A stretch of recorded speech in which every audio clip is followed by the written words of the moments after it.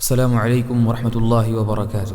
بسم اللہ الرحمن الرحیم، الحمد للہ رب العالمین، وصلی اللہ وسلم وبارک علی عبد اللہ ورسولہ نبینا محمد وعلی آلہ وصحبہ والتابعین ومن تبعهم بإحسان إلی یوم الدین وسلم یا رب تسلیما کثیرا۔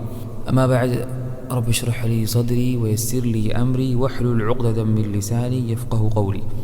ساری تعریف اللہ تعالیٰ کے لیے ہے اور اس کے بعد صلاۃ و سلام ہو اور درود و سلامتی ہو ہمارے آخر رسول امام الانبیاء محمد مصطفیٰ صلی اللہ علیہ وسلم کی ذات گرامی پر۔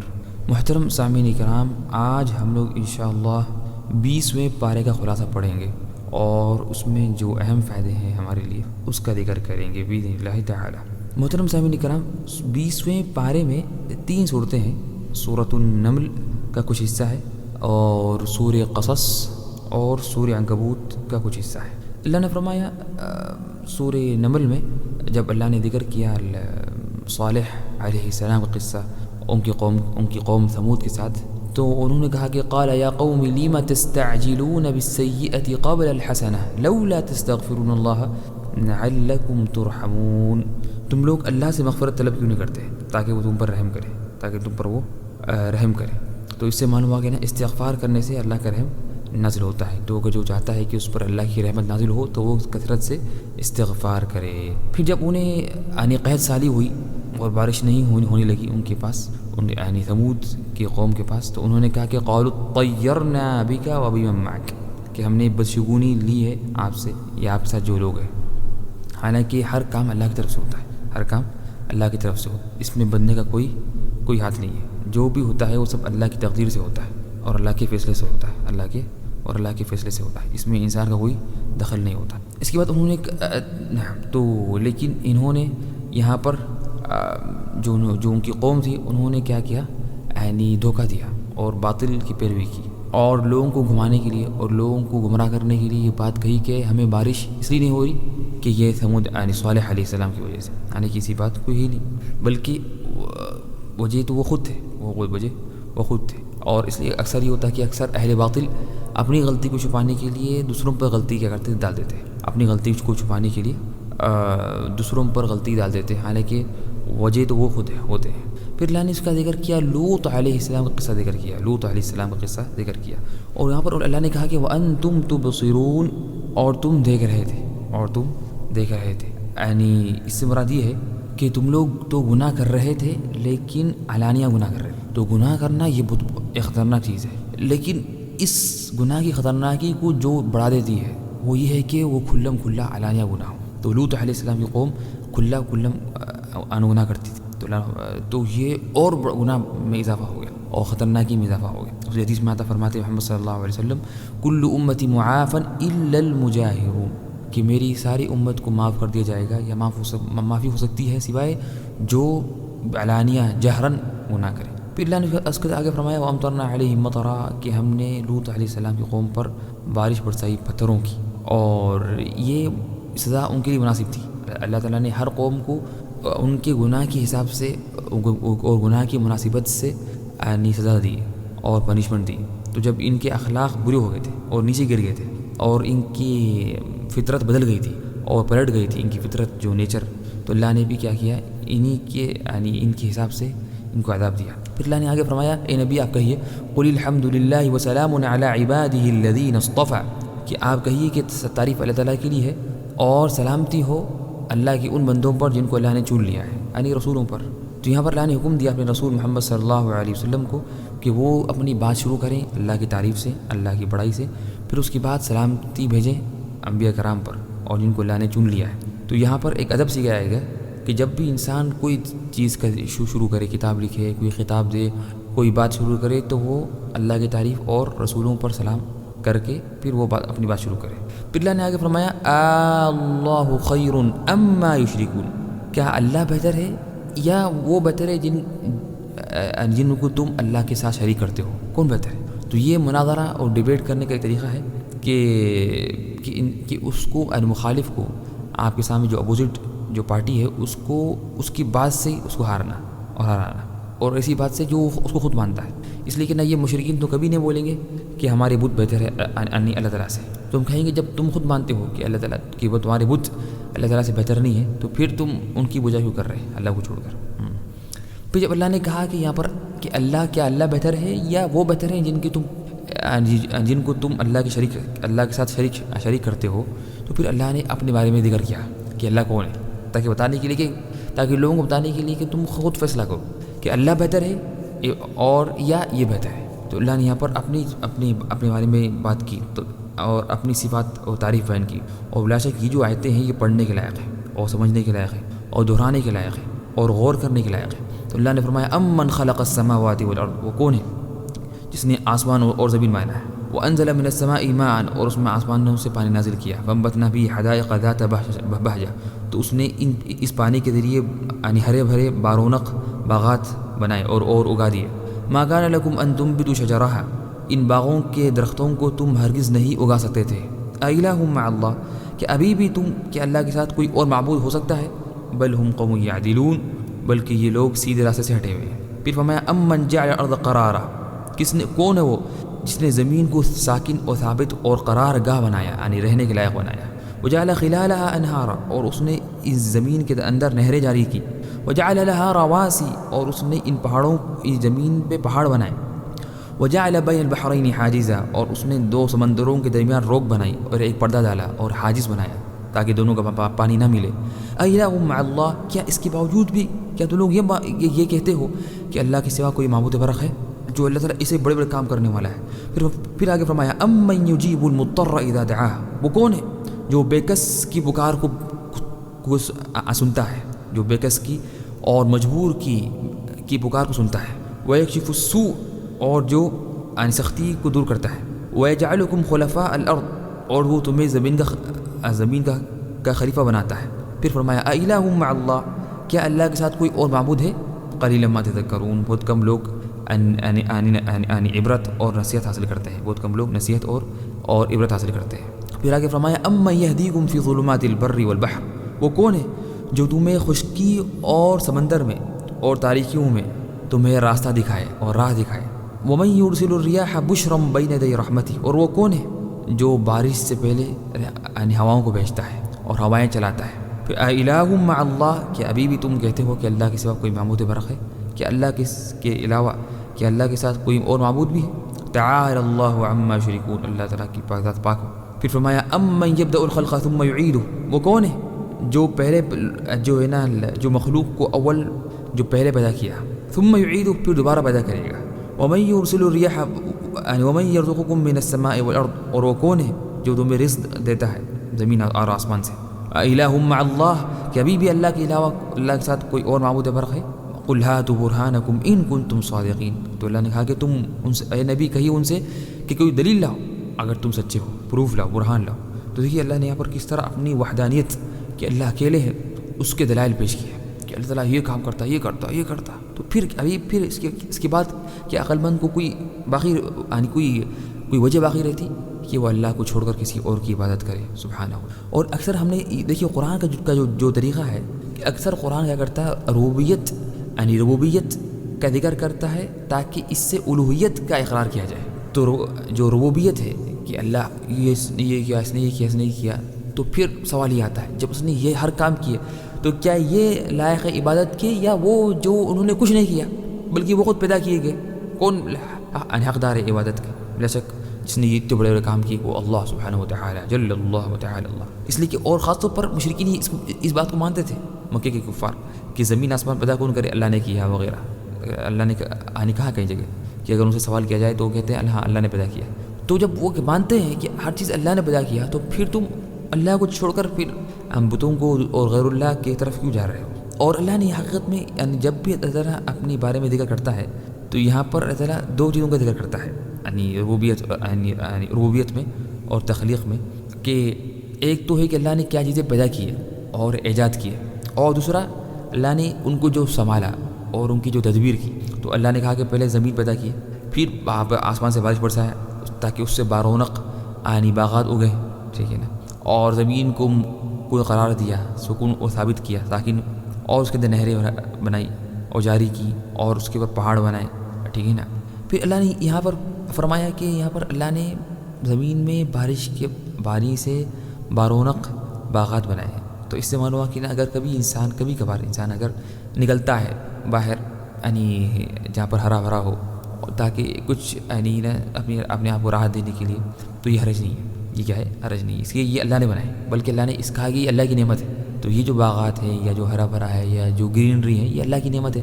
تو اس کو دیکھنے کے لیے یا اس میں کچھ وقت گزارنے کے لیے جانا، یہ اس میں کوئی حرج نہیں ہے. لیکن ہاں ہمیشہ کرنا صبح شام اور یہ مشغلہ بن جانا یہ غلط ہے. یہ مشغلہ بن جانا یہ غلط ہے. پھر اس کے بعد یہاں پر اللہ نے جب اپنی جو ابھی ہم نے جو ذکر کیا، اللہ نے جو اپنے بارے میں بات کی، تو اس میں اللہ نے یہ بھی ذکر کیا کہ نا جب اللہ نے مخلوقات کا ذکر کیا، ساتھ میں یہی بھی کہا کہ اللہ تعالیٰ ہمیں ہدایت دیتا ہے. اس لیے ہدایت دینا بھی بہت بڑی نعمت ہے. یعنی ہمیں ہدایت ملنا اور راہ دکھانا یہ بہت بڑی بات ہے. تو اللہ نے اس کا بھی ذکر کیا، اما یہدیکم فی ظلمات البر والبحر. وہ کون ہے جو تمہیں ہدایت دیتا ہے اور راہ دکھاتا ہے اندھیریوں میں، خشکی اور سمندر کے تاریکیوں میں. اور پھر اللہ نے یہ فرمایا کہ جو کون ہے جو مجبوری میں دعا قبول کرتا ہے. تو مجبوری میں، اور یہ بلا کہ اللہ تعالیٰ کی وحدانیت کی دلیل ہے کہ لوگ کچھ بھی ہو جائیں، حتیٰ کہ وہ ملحد بھی ہو جائے، وہ کیا کرتا یعنی ڈر میں اور مجبوری میں صرف اللہ کو پکارتا، سب کو بھول جاتا، سب کو بھول جاتا. اس لیے اس کو معلوم ہوتا کہ کہ اللہ کے علاوہ اور کوئی مجھے بچانے والا نہیں ہے. تو انسان اسباب اختیار کرے لیکن اصل توکل اللہ پہ کرے. اعتماد، توکل، بھروسہ اللہ پر ہو. اس لیے کہ اللہ ہر چیز اللہ کے ہاتھ میں ہے. حدیث کیا ہے؟ اللہ کے ہاتھ. اور تک یہاں پر یہاں پر اہل علم نے بیان کیا کہ مجبوری میں اگر کوئی بھی انسان دعا کرے، حتیٰ کہ وہ اگر مسلم بھی نہیں ہے، تو ممکن اللہ اس کی دعا قبول کر سکتا ہے. تو چاہیے کہ اور اس لیے ہمیں جاننا چاہیے کہ جب انسان کی مصیبت حد تک پہنچ جاتی ہے تو اس کا مطلب اس کی کامیابی اور اس کی پریشانی ختم ہونے کا وقت آ گیا ہے. اگر وہ دعا کرے، اگر وہ کیا کرے؟ دعا کرے. لیکن اکثر بعض لوگ تو دعا نہیں کرتے، مصیبت حد تک پہنچ جاتی ہے لیکن انہیں توفیق نہیں ملتی کہ وہ دعا دونوں ہاتھ اٹھا کر اللہ سے دعا مانگے. پھر اور یہاں پر ایک بات یہ معلوم ہو رہی کہ ہمارے کچھ جو نام کے جو مسلمان ہیں جو قبروں پہ جاتے ہیں یا درگاہوں پہ یا مزارات پر چکر لگاتے ہیں ہمیشہ، یہ کیا کرتے کہ مصیبتوں میں بھی انہیں کو پکارتے، مردوں کو یاد کرتے. اگر سخت مصیبت بھی آ جائے تو مردوں کو پکارتے. ویسے یہ اس سے معلوم ہوا کہ یہ بعض نام کے مسلمان مکے کے کافروں سے بدتر ہے. بعض نام کے مسلمان مکے کے جو کفار قریش تھے ان سے بدتر ہے. اس لیے کہ وہ کم سے کم مجبوری میں تو اللہ کو یاد کرتے، اور پھر آسانی میں اور وسعت میں وہ اپنی بتوں کی پوجا کرتے. لیکن بعض نام کے مسلمان ہمیشہ مصیبت میں بھی مردوں کو یاد کرتے. اور ویسے یہ کیا ہے؟ عجیب بات ہے. اور اس طرح سے پھر یہاں پر اس کے بعد پھر اللہ نے یہ ذکر کیا سورہ نمل میں کہ وَلَا تَحْزَنْ عَلَيْهِمْ وَلَا تَكُنْ فِي ضَيْقٍ مِّمَّا يَمْكُرُونَ کہ اے نبی آپ غم نہ کریں. اے نبی آپ غم نہ کریں اور ان پر آپ غم نہ کریں. اس سے کہ وہ اگر ایمان نہ لائے تو آپ ان پر غم نہ کریں اور آپ کا دل تنگ نہ ہو ان کی وجہ سے، اور وہ لوگ جو آپ کے ساتھ مکر و فریب کر رہے ہیں یا پلاننگ کر رہے ہیں. کیوں؟ اس لیے کہ سب اللہ کے ہاتھ میں ہے. سب کیا ہے؟ اللہ کے ہاتھ میں ہے. اور اگر وہ ایمان نہ لائیں تو پکڑ آپ کو نہ ہوگی. آپ کا کام صرف دعوت دینا ہے. تو یہ اس میں ایک بات اہم یہاں پر نصیحت ہے داعیوں کے لیے بھی کہ اگر وہ دیکھیں کہ اگر لوگوں کی بات نہیں مان رہے تو ہر کوئی حرج نہیں ہے، وہ غم نہ کریں. کوئی بات ہی نہیں. جب رسولوں کی بات لوگوں نے نہیں مانی تو پھر اگر ہماری کوئی بات نہ مانے یا قبول نہ کرے تو پھر کوئی بات ہی نہیں ہے غم کرنے کی، بلکہ ہمارا کام دعوت دیتے رہنا ہے اگرچہ ایک بھی بات نہ مانے. اور جو حدیث میں ہے کہ صحیح جو حدیث میں آتا ہے کہ قیامت کے دن کچھ نبی آئیں گے ان کے ساتھ کوئی نہیں ہوگا، ایک اور بعض کے ساتھ ایک دو ہوں گے، کوئی نبی نہیں لایا، کوئی ایمان نہیں لایا وہ نبی پر، وہ نبی ہے. تو غم کرنا، بلکہ غم تو اسلام میں منع ہے ہمیشہ، نہ دین کے تعلق سے نہ دنیا کے تعلق سے. غم اسلام میں منع ہی بالکل. اس لیے کہ غم سے کوئی فائدہ نہیں ہوتا، نہ کوئی نقصان دور ہوتا. غم سے نہ کوئی فائدہ انسان کو ملتا ہے نہ کوئی نقصان دور ہوتا ہے. اور جس میں کوئی فائدہ نہیں ہے تو کرنے کی ضرورت نہیں، بلکہ محنت کا حکم دیا گیا. محنت کرو، کام کرو، ٹھیک ہے نا. اور بلکہ ٹینشن لینے سے اور طبیعت خراب ہوتی. اور آج کل کی یہ سب سے بڑا مسئلہ ہے کہ لوگ غم لیتے ہیں اور ٹینشن لیتے ہیں. تو اور حالانکہ ان کو جاننا چاہیے کہ اس سے کوئی فائدہ نہیں ہے بلکہ اور نقصان ہوگا. اس لیے اللہ فرمایا کہ وَلَا تَحْزَنْ عَلَيْهِمْ اے نبی ان پر غم نہ کرے. پھر اللہ نے یہاں پر فرمایا قُلْ لَا يَعْلَمُ مَنْ فِي السَّمَاوَاتِ وَالْأَرْضِ الْغَيْبَ إِلَّا اللَّهُ کہ کوئی نہیں جانتا غیب کو زمین اور آسمان میں سوائے اللہ کے، سوائے اللہ کے سبحانہ و تعالی. پھر اللہ نے آگے فرمایا قُلْ سِيرُوا فِي الْأَرْضِ فَانظُرُوا كَيْفَ كَانَ عَاقِبَةُ الْمُجْرِمِينَ کہ تم زمین میں اے نبی آپ کہیے لوگوں کافروں سے کہ زمین میں گھومو پھرو، دیکھو کہ کس طرح مجرموں کا انجام ہوا. تو اصل عبرت انجام کی ہے نہ کہ شروعات کی. ممکن مجرم و شروع میں فل مزے میں تھے، طاقتور تھے، لیکن انجام دیکھو کیا ہوا. انجام بہت برا ہوتا. تو انسان کیا کرے، یہ کافروں کو دیکھ کر غرور میں یعنی ان سے متاثر نہ ہو اور دھوکے میں نہ آئے، بلکہ وہ دیکھے کہ انجام کیا ہونے والا ہے، ان کا انجام کیا ہونے والا ہے. پھر اللہ نے آگے فرمایا قُلْ عَسَىٰ أَن يَكُونَ رَدِفَ لَكُمْ بَعْضُ الَّذِي تَسْتَعْجِلُونَ، کہ آپ اے نبی کہیے ان سے شاید کہ بعض وہ چیزیں جن کی تم جلدی مچا رہے ہو، تم میں سے بہت سے ہی وہ قریب ہوگی، یعنی جن کی تم چاہ رہے کہ وہ جلدی ہو جائے وہ شاید نہ ہونے والی ہے یا وہ قریب آ گئی. یعنی شاید کہ جو عذاب کی تم جلد بازی کر رہے ہو، یعنی کافروں نے کہا تھا کہ تم اے نبی آپ کہہ رہے ہیں کہ عذاب آنے والا ہے، تو کہاں ہے عذاب وہ؟ تو اللہ نے کہا کہ شاید وہ عذاب جس کی تم جلد بازی کر رہے ہو وہ قریب ہے. تو اس سے بعض علماء نے کہا کہ اس سے معلوم ہوا کہ نا کبھی کبھار انسان کو اس کی بات کہنے سے اس پر آتی ہے آزمائش، تو انسان کوشش کرے ہمیشہ زبان سے اچھی بات نکالے، اس لیے کہ شاید کہ وہ وقت یعنی قبولیت کا وقت ہو. وہ وقت کیا ہو؟ وقت قبولیت کا ہو، دعا قبول ہو جائے اور انسان پر شر واقع ہو جائے، تو ایسا نہ ہو، بلکہ انسان ہمیشہ اچھی بات کہے. پھر اللہ نے آگے فرمایا ان هذا القرآن يقص على بني اسرائيل اكثر الذي هم فيه يختلفون، کہ یہ قرآن بنی اسرائیل کے بارے میں یعنی بات کرتا ہے اور بتاتا ہے اکثر وہ مسائل جو اس میں انہوں نے اختلاف کیا. ٹھیک ہے نا؟ تو یہ قرآن بنی اسرائیل کے سامنے ان کے اکثر چیزوں کا بیان کرتا ہے جس میں وہ اختلاف کرتے تھے.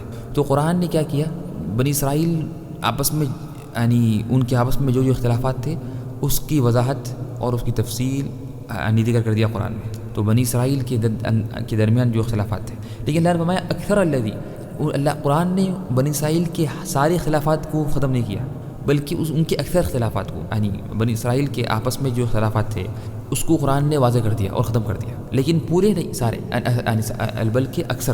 کیوں؟ اسے کہ ان کے بعض اختلافات ایسے تھے جو بے فائدے تھے، تو قرآن نے وہی ذکر کیا ان کے اختلافات میں سے وہی ذکر کیا جس میں فائدہ ہو، خاص طور پر جس میں فائدہ ہو مسلمانوں کے لیے، اور جو بے فائدے اختلافات ہیں اس کا کوئی اثر ہی نہیں ہے، اس کا ذکر نہیں کیا، اس کا کیا کیا؟ ذکر نہیں کیا. تو اس سے معلوم ہوا کہ نا کچھ اختلافات جو لوگ کرتے ہیں اس میں کوئی فائدہ نہیں ہوتا، اور آج کل یہ بہت ہو گیا. لوگ آج کل قرآن سے جو فائدے حاصل کرنا ہے وہ نہیں کرتے، بلکہ قرآن میں اگر کوئی چیز آئی تو اس کے پیچھے پڑے ہوتے، یعنی کہ اس میں اختلاف کرنے کی وجہ نہیں. جیسا کہ کوئی کہے کہ نا کہ وہ فلاں، اگر اللہ نے کہا کہ او کالذی مر علی قریہ، کہ وہ جو گزرا تھا ایک بستی کے پاس سے، تو کون سی بستی تھی؟ یعنی اس کی ضرورت ہی ہے کہ انسان غور کرے، اس میں پیچھے پڑے گا بستی کا نام کیا تھا، کہاں تھی. نہیں، اللہ نے خود جب اس کا نام ذکر نہیں کیا تو اس کا مطلب اسے فائدہ نہیں ہے. اصل نصیحت لو قصے میں، یعنی مثال میں یا قصے میں کیا نصیحت ہے. تو اللہ نے بنی اسرائیل کے سارے اختلافات کا خاتمہ نہیں کیا قرآن نے، بلکہ اس کا کیا جس میں فائدہ ہے. اس نے فرمایا اکثر الذی، اکثر سارے نہیں. پھر اللہ نے فرمایا وَإِنَّهُ لَهُدًى وَرَحْمَةٌ لِّلْمُؤْمِنِينَ، کہ قرآن یہ ہدایت ہے اور رحمت ہے مومنوں کے لیے، اور یہ قرآن ہدایت ہے اور رحمت ہے مومنوں کے لیے. تو اس سے معلوم ہوا کہ نا کہ قرآن سے ہدایت صرف مومنوں کو ملتی ہے، قرآن سے ہدایت صرف مومنوں کو ملتی ہے. لیکن اگر کوئی کہے کہ نہیں، سورۃ بقرہ میں ہے هُدًى لِّلنَّاسِ وَبَيِّنَاتٍ مِّنَ الْهُدَىٰ وَالْفُرْقَانِ، یہ قرآن تو ساری انسانیت کی ہدایت ہے، اور یہاں پر اللہ فرمایا وَإِنَّهُ لَهُدًى وَرَحْمَةٌ لِّلْمُؤْمِنِينَ، اور اللہ نے وہی فرمایا سورۃ بقرہ کے شروع میں ذَلِكَ الْكِتَابُ لَا رَيْبَ فِيهِ هُدًى لِّلْمُتَّقِينَ. تو اس کا جواب یہ ہے کہ ہدایت دو قسم کی ہے، ہدایت دو قسم کی ہے. ٹھیک ہے نا؟ کہ ایک ہے کہ اس میں دلیل ہے اور اس میں راستہ دکھایا گیا، تو یہ سب کے لیے، تو یہ ہر ایک کے لیے اس میں راستہ دکھایا گیا. تو اگر کافر بھی قرآن پڑھے تو اس کو راستہ ملے گا، لیکن فائدہ کون اٹھائے گا؟ قرآن سے فائدہ کون اٹھائے گا؟ اور کس کو توفیق ملیں گی قرآن سے ہدایت لینے کی؟ یہ ہے مومنوں کو، یہ مومنوں کو ہوگا صرف. ٹھیک ہے نا؟ تو یہ فرق ہے. تو ایک ہدایت ہے کہ اس میں یہ یعنی اس کا تو یہ ہے کہ نا کہ نا راستہ ملنا، راستہ اس میں من ہونا، اس میں راستہ دکھانا، وہ تو ہر ایک کو ہے، جو بھی وہاں پڑھے گا اس کو راستہ دکھے گا وہ. لیکن کون اس سے فائدہ اٹھائے گا؟ وہ ہے مومن لوگ، وہ ہے مومن لوگ. ٹھیک ہے نا؟ تو اس طرح سے تو اس لیے اللہ نے فرمایا سورۃ فصلت میں وَأَمَّا ثَمُودُ فَهَدَيْنَاهُمْ، اور ہم نے ثمود کو ہدایت دی. کیا مطلب ہدایت دی؟ ہم نے راستہ دکھایا، لیکن انہوں نے راستہ اختیار نہیں کیا. تو ایک راستہ دکھانا الگ چیز ہے اور پھر راستے پہ چلنا الگ چیز ہے، راستے پہ چلنا الگ چیز ہے. تو ہدایت کی کتنی قسمیں؟ دو قسمیں. تو اس سے معلوم ہوا کہ نا جتنا زیادہ انسان کا زیادہ ایمان ہے اتنا زیادہ اس کو قرآن سے ہدایت ملے گی. یعنی جتنا زیادہ انسان کا ایمان ہوگا اتنا زیادہ انسان کو قرآن سے ہدایت ملے گی. پھر اللہ نے آگے فرمایا اِنَّكَ وَتَوَكَّلْ عَلَى اللَّهِ إِنَّكَ عَلَى الْحَقِّ الْمُبِينِ، کہ نبی آپ اللہ پر توکل کریے اس لیے کہ آپ حق مبین پر ہیں. تو یہاں پر اس میں محمد صلی اللہ علیہ وسلم کی فضیلت ہے کہ اللہ نے ان کے بارے میں گواہی دی کہ محمد صلی اللہ علیہ وسلم کیا ہے؟ حق پر ہے. تو اس سے معلوم ہوا کہ جو بھی شخص محمد صلی اللہ علیہ وسلم کے طریقے سے ہٹ جائے تو وہ کیا ہے؟ صاف اور واضح گمراہی پر ہے. اس لیے کہ اللہ نے خود فرما دیا کہ محمد صلی اللہ علیہ وسلم واضح حق پر ہے، تو جو محمد صلی اللہ علیہ وسلم کو مانے گا تو وہ بھی واضح حق پہ رہے گا، اور جو محمد صلی اللہ علیہ وسلم کی مخالفت کرے گا وہ واضح گمراہی پہ ہوگا۔ پھر اللہ نے آگے فرمایا وَإِذَا وَقَعَ الْقَوْلُ عَلَيْهِمْ أَخْرَجْنَا لَهُمْ دَابَّةً مِّنَ الْأَرْضِ تُكَلِّمُهُمْ، کہ جب قیامت قریب آئے گی تو ہم ایک دابہ نکالیں گے، جو دابۃ الارض، جو ایک نکلے گا دابہ جانور جو لوگوں سے بات کرے گا۔ یہ بھی کیا ہے؟ قیامت کی 10 بڑی نشانیوں میں سے ایک نشانی ہے۔ تو اللہ نے اس کا ذکر کہاں کیا ہے؟ سورہ نمل میں کیا۔ پھر اللہ نے آگے فرمایا حتی اذا جاءوا قال كذبتم بآياتي ولم تحيطوا بها علما ام ماذا كنتم تعملون، جب یہ بڑے بڑے جو سرکش تھے یا جنہوں نے لوگوں کو گمراہ کیا، جب وہ ان کو آئیں گے اللہ کے پاس تو ذرا ان سے کہیں گے اکذبتم بآیاتی ولم تحیطوا بها علما، کیا تم نے میری آیتوں کو نہیں مانا اور جھٹلایا حالانکہ تمہیں اس کا پورا علم نہیں تھا۔ ام ماذا کنتم تعملون، یہ تم کیوں کر رہے تھے؟ کہ اللہ نے فرمایا کہ تم نے میری آیتوں کو جھٹلایا حالانکہ تمہیں اس کا علم نہیں تھا۔ تو اس سے معلوم ہے کہ انسان کیا کرے، ہر وہ چیز جس کو اس کا علم نہ ہو تو اسے یہ نہیں کہے کہ یہ غلط ہے۔ آج کل لوگ کیا کرتے، جو بھی چیز انہیں اس کا علم نہیں ہے تو کہتے ہیں کہ یہ غلط ہے، یہ جھوٹ ہے۔ نہیں، ممکن یہ بات صحیح ہو لیکن آپ کو علم نہیں ہے۔ ہاں اگر آپ کو علم ہے اس کا، آپ نے جانا اس کو، تو پھر اس کو کہہ سکتے ہیں، لیکن اس کا علم ہی ہے تو فوری کہہ دینا کہ نا یہ نہیں ہے، یہ جھوٹ ہے، یہ غلط ہے، یہ کیا ہے؟ غلط ہے، ٹھیک ہے نا۔ پھر اللہ نے فرمایا کہ اس کے آگے فرمایا صنع اللہ الذی اتقن کل شیء، صنع اللہ الذی اتقن کل شیء، کہ اللہ کی جو مخلوق ہے اور اللہ کی جو اللہ کی جو صنعت ہے، اللہ تعالیٰ جو بناتا ہے چیزوں کو، جو ہر چیز سے مضبوط ہے، جس نے ہر چیز کو کیا کیا مضبوط کیا، کیا کہ اس نے ہر چیز کو اچھا بنایا اور اچھا انداز سے بنایا۔ تو یہ اس سے معلوم ہے نا کہ سبحانہ وتعالیٰ کہ اللہ تعالیٰ کے نا کہ ہر چیز میں حکمت ہے، اللہ کی ہر چیز میں کیا ہے؟ اللہ کی ہر چیز میں حکمت ہے سبحانہ وتعالیٰ۔ پھر اللہ نے آگے فرمایا کہ کہا کہ اے نبی آپ کہیے لوگوں سے انما امرت ان اعبد رب هذه البلدة الذي حرمها، کہ اللہ نے کہ آپ اے نبی آپ لوگوں سے کہیے کہ مجھے اس بات کا حکم دیا گیا کہ میں اس گھر کے رب کی عبادت کروں، یعنی کعبے کی، اس مکے کی یعنی کعبے کی اس گھر کے رب کی میں عبادت کروں۔ تو اس سے معلوم ہوا کہ نا حتیٰ کہ محمد صلی اللہ علیہ وسلم کو بھی اللہ نے حکم دیا کہ آپ عبادت کریں، اور سورہ نحل بھی وَاعْبُدْ رَبَّكَ۔ اس سے معلوم ہوا کہ نا کچھ جو صوفی یا بعض جو بالکل ان کا دماغ جگہ پہ نہیں ہوتا، وہ کہتے ہیں کہ نا اگر کوئی ولی بہت زیادہ کر لی عبادت تو ختم، پھر اس کو پھر عبادت کرنے کی ضرورت نہیں ہوتی، اور عبادت بات کیا ہے؟ انتہائی غلط ہے۔ اللہ کے رسول صلی اللہ علیہ وسلم مرے دم تک عبادت کرتے رہے، مرے دم تک عبادت کرتے رہے، بلکہ انہوں نے کبھی عبادت نہیں چھوڑی۔ پھر اللہ نے فرمایا کہ نبی آپ کہیے لوگوں سے کہ مجھے حکم دیا گیا کہ میں قرآن پڑھوں، وَأَنْ أَتْلُوَ الْقُرْآنَ، کہ اللہ نے مجھے حکم دیا کہ میں قرآن پڑھوں۔ تو اللہ نے محمد صلی اللہ علیہ وسلم کو کئی جگہ حکم دیا کہ قرآن پڑھو، سورہ کہف میں بھی ہے اتل ما اوحی الیک من کتاب ربک لا مبدل لکلماتہ، سورہ عنکبوت میں ہے اتل ما اوحی الیک من الکتاب واقیم الصلاۃ۔ تو یہاں پر جو اللہ نے حکم دیا کہ نبی محمد صلی اللہ علیہ وسلم کو قرآن پڑھنے کا، تو اس سے مراد صرف تلاوت نہیں ہے بلکہ اس کو سمجھنا سمجھانا ہے، سمجھنا اور سمجھانا ہے، خالی تلاوت نہیں ہے، خالی تلاوت نہیں۔ آنے کی تلاوت کا ثواب ہے، لیکن اصل ثواب اور اصل جو اللہ نے حکم دیا تلاوت کا مطلب جو ہے کہ وہ یہ ہے کہ انسان تلاوت کے ساتھ ساتھ قرآن کو سمجھے، اس لیے کہ نہ خالی تلاوت کرنے کا کوئی فائدہ نہیں ہے بلکہ الٹا نقصان ہے۔ پھر اللہ نے آگے فرمایا سورۃ القصص، پھر اللہ نے ذکر کیا سورہ قصص، تو یہ بھی کیا ہے؟ ایک اہم سورت ہے، اور اس کے اندر بھی اللہ تعالیٰ نے ایک طویل قصہ ذکر کیا موسیٰ علیہ السلام کا، اور حقیقت میں ہم دیکھتے ہیں کہ موسیٰ علیہ السلام کا قصہ اللہ نے بہت جگہ ذکر کیا، اور ابھی ہم جو پڑھ رہے تھے تو سورہ طٰہٰ میں اکثر پورا ان کا قصہ تھا، جو 16 پارے کا جو دوسرا سورہ ہے سورہ طٰہٰ۔ اس طرح سے سورہ شعراء میں ان کا قصہ ذکر کیا گیا اللہ نے، سورہ مومنون میں اس کا ذکر کیا گیا، سورہ مومنون میں ہے، سورہ فرقان میں کچھ اللہ نے ذکر کیا قصہ، پھر اس کے بعد سورہ قصص میں بھی ان کا قصہ ہے، بہت لمبا قصہ ہے۔ اس طرح سے سورہ نمل میں اللہ نے ذکر کیا قصہ ان کا۔ تو یہ جو ہے نا کہ ان کا دوبارہ یہ یعنی ایک بار دو بار کئی بار ان کا قصہ یعنی دہرا جانا قرآن میں، اس کی بڑی حکمت ہے، اس لیے ان کے اندر بہت سے فائدے ہیں، اور خاص طور پر اس لیے کہ یعنی بنی اسرائیل اور ہماری امت دونوں تقریباً سیم ہے، بنی اسرائیل اور امت محمد صلی اللہ علیہ وسلم دونوں امتیں ایک دوسرے کے قریب ہیں، تو اس لیے اللہ نے ان کے قصے ذکر کیے کئی بار تاکہ ہم اس سے فائدے نکالیں اور نصیحتیں نکالیں، یہ نہیں کہ بس خالی قصے پڑھ لیں اور آگے بڑھیں، نہیں ایسی بات نہیں۔ اس صورت کی جو اہم موضوعات یہ ہیں کہ اس میں نا اللہ تعالیٰ نے یہاں پر فرعون کا ذکر کیا اور اس کی سرکشی کا ذکر کیا، پھر موسیٰ علیہ السلام کی پیدائش اور ان کی شروع کی جو زندگی کا ذکر کیا، پھر جو قصہ ذکر کیا نبی بننے سے پہلے ان کا جو قصہ ہوا تھا قبطی اور موسیٰ علیہ السلام کے درمیان، پھر اس کے بعد ہے نا اللہ نے ذکر کیا کہتے قارون کا قصہ. تو اللہ نے یہاں پر شروع میں ذکر کیا نتلو طاسیم میم تلک آیات الکتاب المبین نتلو علیک من نبأ موسیٰ وفرعون بالحق لقوم یؤمنون، کہ ہم نے کہا کہ اے نبی ہم آپ پر موسیٰ اور فرعون کا قصہ بیان کر رہے ہیں جو حق ہے، جو سچا قصہ ہے. کیوں؟ لقوم یؤمنون، مومنوں کے لیے. تو اللہ نے یہاں پر خود ذکر کر دیا کہ جو اللہ نے جو قصہ ذکر کیا موسیٰ علیہ السلام کا اور فرعون کا، یہ مومنوں کے لیے ہے، تاکہ مومن کیا کرے، اس سے نصیحت نکالے اور عبرت حاصل کرے.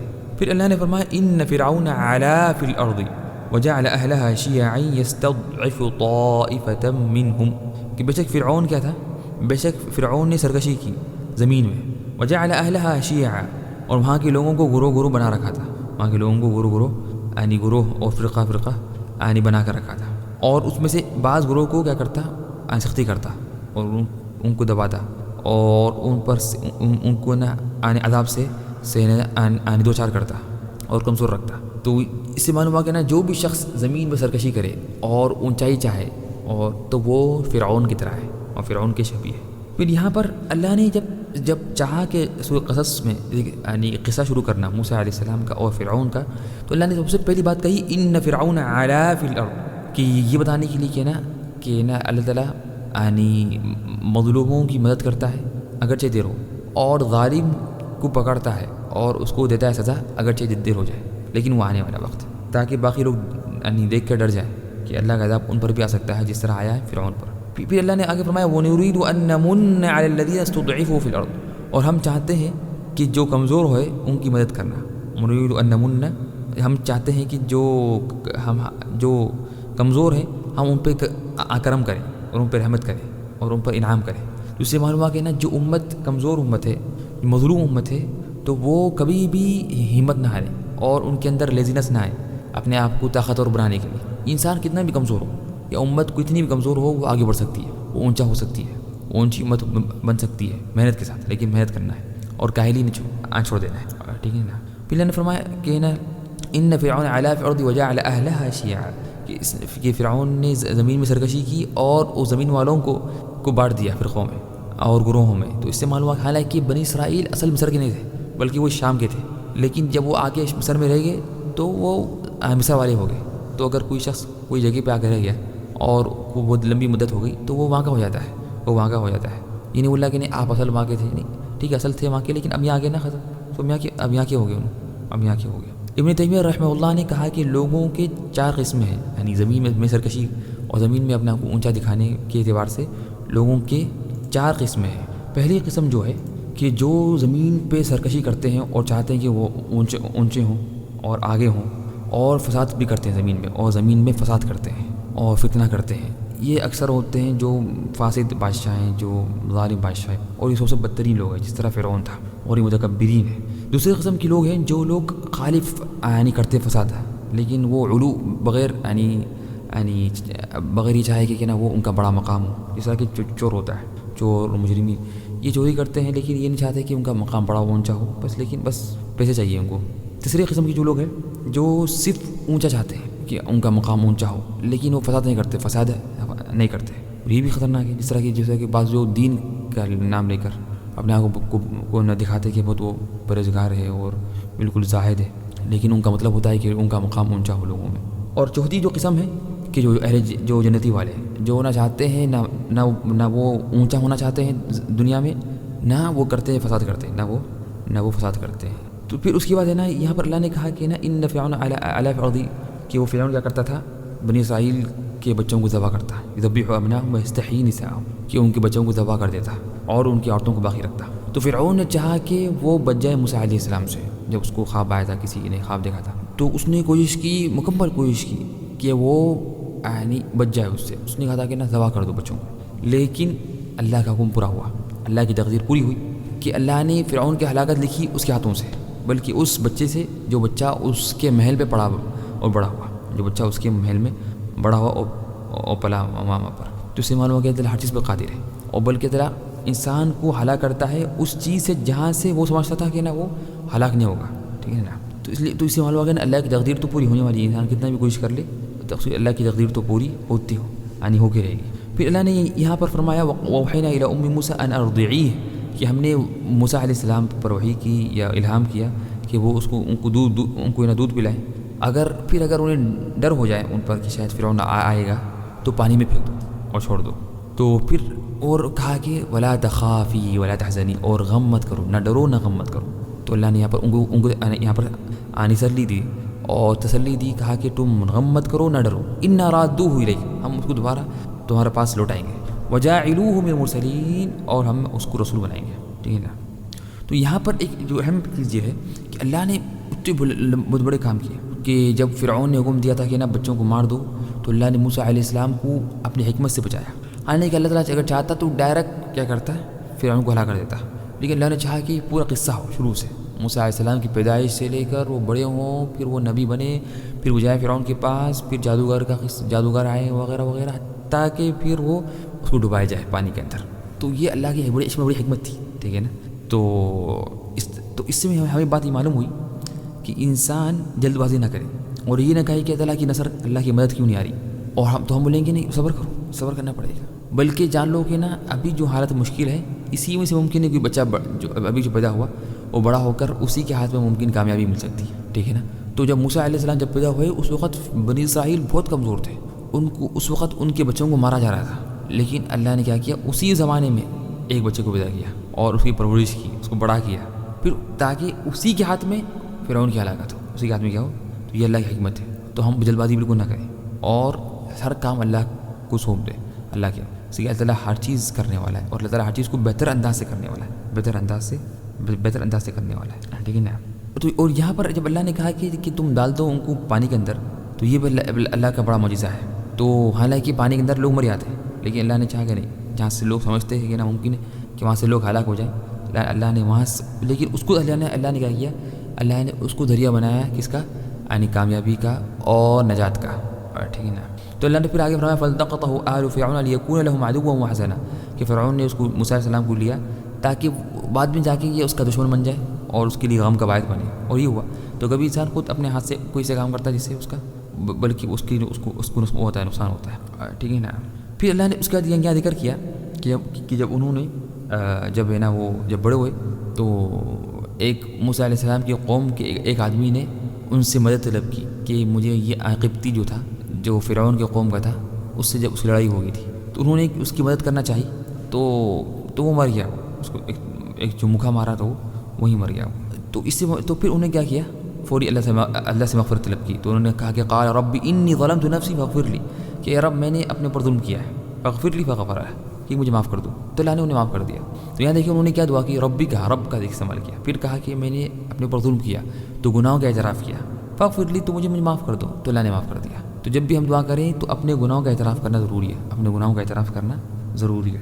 اگر گناہوں کا اعتراف کریں گے تو اللہ معاف کرے گا، تو اللہ کیا کرے گا، اللہ معاف کرے گا۔ اور یہ اس طرح سے ہر ایک سارے انبیاء کرام کی یہ دعا تھی۔ اس طرح سے ہمارے والد آدم علیہ السلام نے بھی وہی دعا کی تھی کہ جب آدم اور حوا علیہ السلام کو جب اللہ تعالیٰ جب انہوں نے گناہ کیا تو انہوں نے کہا کہ قالا ربنا ظلمنا انفسنا، کہ دونوں نے کہا کہ اللہ ہم نے اپنے اوپر ظلم کیا ہے، وَإِن لَمْ تَغْفِرْ لَنَا، اور اگر ہمیں معاف نہیں کریں گے آپ ترحمنا، اگر ہم پر رحم نہیں کریں گے تو ہم ضرور خسارے والوں میں سے ہو جائیں گے۔ تو پھر انہوں نے آگے یہ بھی کہا جب اللہ نے معاف کر دیا، قال رب بما انعمت علی فلن اکون ظہیرا للمجرمین، اے رب آپ نے مجھ پر جو انعام کیا، جو مجھے معاف کر دیا، تو اب میں آپ سے وعدہ کرتا ہوں کہ اب میں کبھی بھی کسی مجرم کا مددگار نہیں بنوں گا، کسی مجرم کا مددگار نہیں بنوں گا، ٹھیک ہے۔ تو اس سے معلوم ہوا کہ نا اللہ کی نعمت جب انسان کو ملتی ہے تو اس کا تقاضا یہ ہے کہ انسان اس سے اچھا کام کرے اور برائی کی طرف نہ جائے۔ اور یہاں پر جو اللہ نے یہاں پر جو کہا کہ اس نے جو کہا تھا فاستغاثہ الذی من شیعته علی الذی من عدوہ، کہ ان سے مدد طلب کی ان کے قوم والے نے فرعون کے آدمی والے کے خلاف۔ تو یہاں پر اللہ نے کہا فاستغاثہ الذی، کہ انہوں نے مدد طلب کی، یعنی وہ آدمی نے مدد طلب کی موسیٰ علیہ السلام سے۔ تو اس سے معلوم ہوا کہ نا جو اگر شخص زندہ ہے اور قدرت والا ہے، اس کو طاقت والا ہے اور وہ کام کر سکتا ہے تو اس سے مدد طلب کر سکتے ہیں، اس سے مدد طلب کر سکتے ہیں، ٹھیک ہے نا۔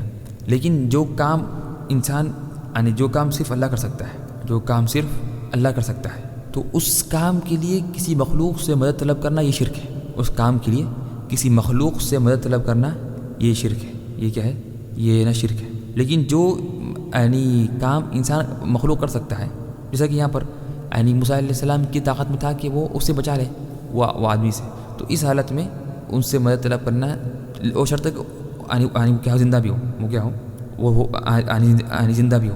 تو اگر وہ زندہ بھی ہے اور وہ کام کر سکتا ہے تو پھر اس سے مدد طلب کر سکتے ہیں. لیکن اگر وہ مردہ ہے، مر گیا، اور وہ اس کی طاقت نہیں ہے، اس کے پاس طاقت نہیں ہے یہ کام کرنے کی، تو اس سے مانگنا، جیسا کہنا کسی ولی سے مانگنا کہ مجھے شفا دو، ولی کے ہاتھ میں شفا دینا نہیں ہے تو یہ شرک ہوگا پھر.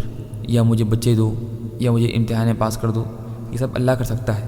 تو یہ چیز کسی اور سے، اللہ کے علاوہ کسی اور سے مانگنا یہ شرک ہے. لیکن اگر کوئی آ کے پین گر گیا نیچے، آپ نے کہا کسی سے مجھے پین دے دو یا وہ پانی دے دو مجھے، تو وہ کر سکتا ہے اور وہ زندہ بھی ہے تو اس سے وہ چیز مانگ سکتے ہیں. پھر اس طرح سے یہاں پر انہوں نے موسیٰ علیہ السلام نے مدد کی اس کی، تو اس سے معلوم ہوا کہ نا مظلوم کی مدد کرنا ہر دین میں تھا، اور یہ فرض ہے ہر دین میں. مظلوم کی مدد کرنا یہ فرض ہے ہر دین میں. اس لیے حدیث میں آتا فرماتے محمد صلی اللہ علیہ وسلم انصر اخاک ظالما او مظلوما، کہ تم اپنے مظلوم بھائی کی مدد کرو. اور پھر یہاں پر بات یہ بھی معلوم ہوئی کہ کسی جان کو ناحق کے مارنا، اگرچہ وہ کافر ہے، یہ حرام ہے اور گناہ ہے. تو یہاں پر جب موسیٰ علیہ السلام نے ان کو مار دیا تھا ناحق کے، تو انہوں نے کہا کہ قال رب انی ظلمت نفسی، اے اللہ نے میں نے گناہ کیا اپنے اوپر اور ظلم کیا اپنے اوپر، یعنی گناہ کر کے. تو اس سے معلوم ہوا کہ نا ناحق کسی انسان کو مارنا حرام ہے، اگرچہ وہ کافر ہو. پھر اس کے بعد اللہ نے ذکر کیا کہ جب نا فرعون کے لوگ پکڑنے آ رہے تھے موسیٰ علیہ السلام کو، تو ایک آدمی نے آ کے کہا کہ وجاء رجل من اقصى المدینة يسعى قال یا موسیٰ ان الملأ یأتمرون بک لیقتلوک، کہ ایک آدمی دور سے آ کے اس نے کہا کہ اے موسیٰ یہاں کے سردار تیرے قتل کا مشورہ کر رہے ہیں، یہاں کے لوگ تمہیں مارنے کا مشورہ کر رہے ہیں، تو فوری یہاں سے نکل جاؤ. تو اس سے معلوم ہوا کہنا کہ کوئی بات کو پہنچانا کسی تک جس میں اس کا فائدہ ہو اور اس کو نقصان سے بچانے کا اگر مقصد ہو تو یہ جائز ہے، اور یہ غیبت یا چغل خوری میں داخل نہیں ہوگا. بلکہ یہ اچھی بات ہے، بلکہ کبھی واجب ہوا تھا کہ آپ کسی کو بتائیں کہ بھئی آپ یہاں سے ہٹ جاؤ، لوگ آپ کو فلاں لوگ آپ کو مارنے والے ہیں یا یہ کرنے والے ہیں. تو یہ بلا شک اچھی بات ہے اور یہ ہونا چاہیے، بلکہ یہ نصیحت ہے. یہ کیا ہے؟ یہ خیر خواہی اور نصیحت ہے، نہ کہ غیبت یہ چغل خوری. پھر اللہ نے آگے فرمایا فخرج منھا، تو موسیٰ علیہ السلام وہاں سے نکل گئے. تو اس سے معلوم ہوا کہ نا انسان اگر کبھی وہ ڈرے کہ یہ شہر میں، اگر اس شہر میں رہنے سے اس کو مسئلہ ہوگا، ڈر ہو یا ممکن ایک خدشہ ہے کہ وہ مار دیا جائے، تو وہاں سے نکل سکتا ہے. جس طرح موسیٰ علیہ السلام نکل گئے تھے ڈر کے. تو اللہ نے فرمایا فخرج منھا خائفا یترقب. پھر انہوں نے یہ دعا کی قال عسى ربی ان یہدینی سواء السبیل، کہ انہوں نے دعا کی کہ شاید کہ اللہ مجھے کیا کرے گا، اللہ مجھے یعنی سیدھا راستہ دکھائے گا، سیدھا راستہ مجھے دکھائے گا. بلکہ کہا کہ مجھے امید ہے اللہ تعالیٰ سے. انہوں نے کہا کہ قال عسى ربی، مجھے امید ہے اللہ تعالیٰ سے کہ اللہ مجھے کیا کرے گا، اللہ مجھے صحیح راستہ دکھائے گا. تو یہ چاہیے کہ جب بھی انسان کو اگر راستہ نہ ملے اور وہ بھٹک جائے، یا دنیا میں کوئی دو کام اس کے سامنے آ جائے، یہ کام کریے یہ کرے، اسے سمجھ میں نہیں آ رہا، تو یہ دعا پڑھے اللہم اہدنی سواء السبیل یا عسى ربی ان یہدینی سواء السبیل. پھر اللہ نے آگے فرمایا ولما ورد ماء مدین وجد علیہ امۃ من الناس یسقون، جب وہ پانی کا پہنچے، جو مدین جو شہر تھا اس کی پانی کے پاس پہنچے، جو وہاں پر جو کنواں تھا وغیرہ، تو دیکھا کہ وہاں پر بہت سے لوگ پانی پلا رہے ہیں اور پانی لے رہے ہیں. اور دیکھا کہ وہاں پر دو ایسے عورتیں ہیں جو دور تھیں، دو عورتیں یا دو بچیاں تھیں جو دور کھڑی ہوئی تھیں. تو یہاں پر انہوں نے ان کی مدد کی، ان دو بچیوں کی مدد کی. تو یہاں پر ہے کہ انسان مدد کرے لوگوں کی، اور یہ دیکھے نہیں کہ نہیں میں ان کو جانتا ہوں یا نہیں جانتا ہوں. اس لیے کہ موسیٰ علیہ السلام تو ان بچیوں کو نہیں جانتے تھے، لیکن پھر بھی انہوں نے کیا کیا، ان کی مدد کی. تو انسان ہمیشہ لوگوں کی مدد میں آئے، اگر چاہے وہ جن کو جانتا ہو یا نہیں جانتا ہو. پھر یہاں پر انہوں نے سب سے پہلے سوال کیا قال ما خطبکما، تمہارا کیا مسئلہ ہے تم لوگوں کا، تم لوگ یہ دور کیوں کھڑے ہوئے. تو یہاں پر چاہیے کہ انسان یہ جو فائدہ ملتا ہے کہ جب بھی انسان کسی پر حکم لگانے سے پہلے سوال کر لے، کیا کرے، سوال کرے. انہوں نے فوری حکم نہیں لگا دیا، بلکہ کہا کہ تم لوگ کا کیا مسئلہ ہے، تم لوگ دور کیوں کھڑے ہوئے. تو انسان کیا کرے، کسی پر تہمت لگانے سے پہلے یا کوئی بات کرنے سے پہلے یقین کرے، تحقیق کرے اور پوچھ لے اس سے. پھر یہاں پر انہوں نے بات کی اس سے، دونوں بچیوں سے. تو اس سے معلوم ہوا کہ نا کبھی کبھار یعنی اگر حاجت ہو، اگر کی وجہ ہو یعنی عورتوں سے بات کرنے کی، تو بات کر سکتے ہیں عورتوں سے، لیکن یعنی اس کے شروع کے حساب کہ وہ عورتیں آہستہ بات کریں، یعنی سخت آواز میں بات کریں، نرم آواز سے بات نہ کریں، ٹھیک ہے نا، جو شرائط ہے بات کرنے کی.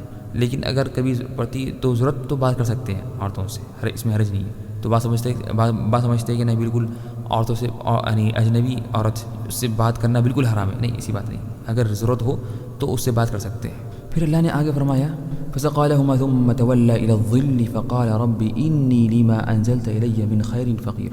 تو انہوں نے ان دونوں کو کے لیے پانی پلایا.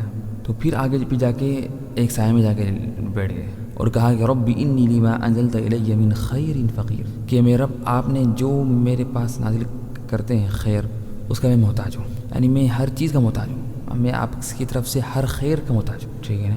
تو انہوں نے یہاں پر اللہ تعالیٰ سے مانگا. تو یہی انسان ہم انسان مانگے کیا کریں، اللہ تعالیٰ کیا کریں، مانگے. اللہ نے کہا کہ مانگو اللہ تعالیٰ سے، دعا کرو. اور یہی دیکھیے دعا میں دیکھیے انہوں نے اپنی حالت کا ذکر کیا، اپنی حالت کا ذکر کیا کہ میں محتاج ہوں، اتنا مجھے وہ ضرورت ہے. تو انہوں نے کہا کہ میں فقیر ہوں، نماز علیہ میں خیر فقیر، میں فقیر ہوں، محتاج ہوں، تو میری مدد کریے. ٹھیک ہے نا. تو بلکہ یہ دعا میں بہت وہ ہوتی ہے اثر انداز، اس سے دعا قبول ہوتی ہے کہ انسان کہے کہ میں فقیر ہوں، میں محتاج ہوں، میں فقیر ہوں یا محتاج ہوں. اور یہاں پر فرماتے ہیں عبداللہ بن عباس رضی اللہ عنہما کہ انہوں نے جب یہ دعا کی تو یہ اس وقت ان کے پاس کھانے کے لیے کچھ نہیں تھا، بلکہ ان کا پیٹ سے یعنی ان کا پیٹ ہے نا پیٹ سے لگ گیا تھا، یعنی بھوک سے، یعنی کچھ نہیں، حتیٰ کہ ایک پانی کتنے تھا اور ایک کھجور کا ٹکڑا نہیں تھا ان کے پاس. حالانکہ اس وقت دنیا کے سب سے بہتر انسان یہ تھے دنیا کے اس وقت. اس کے باوجود بھی یہ اتنے بھوکے تھے کہ ان کا پیٹ ہے نا ان کی پیٹ سے لگ گیا تھا بھوک سے. تو یہ اللہ نے آزمایا، یہ آزمائش ہے. تو اس لیے کیوں؟ اس لیے کہ دنیا اللہ کے پاس اللہ کے نزدیک دنیا کا کوئی مقام ہی نہیں ہے. اللہ کے نزدیک دنیا کا کوئی مقام ہی نہیں ہے. ٹھیک ہے نا. اگر کچھ مقام ہوتا تو اللہ سب سے پہلے انبیاء کرام کو ہر چیز دیتا، انبیاء کرام کو پھول نعمتیں دیتا. پھر اللہ نے آگے فرمایا کہ فجاءت احداہما، تو ان دونوں عورتوں میں سے بچیوں میں سے ایک آئی چلتی ہوئی یعنی تمشی علی استحیاء، شرم سے. تو معلوم ہو گیا نا کہ یہ تیز نہیں آئی، بھاگتی ہوئی نہیں آئی، بلکہ خدوش اور شرم سے آئی. تو عورت کی اور بچی کے اندر سب سے بہترین جو ہو سکتی صفت وہ ہے شرم کی صفت، کہ وہ شرمیلی ہو، باحیا ہو. ٹھیک ہے نا. تو پھر آگے فرمایا کہ نا پھر اس نے آگے کہا کہ قالت ان ابی یدعوک لیجزیک اجر ما سقیت لنا، کہ ہمارے والد تمہیں بلا رہے ہیں تاکہ تمہیں بدلہ دیا جائے کہ تم نے ہماری جو مدد کی، تمہیں یعنی بدلہ دیا جائے تم نے ہماری مدد کی.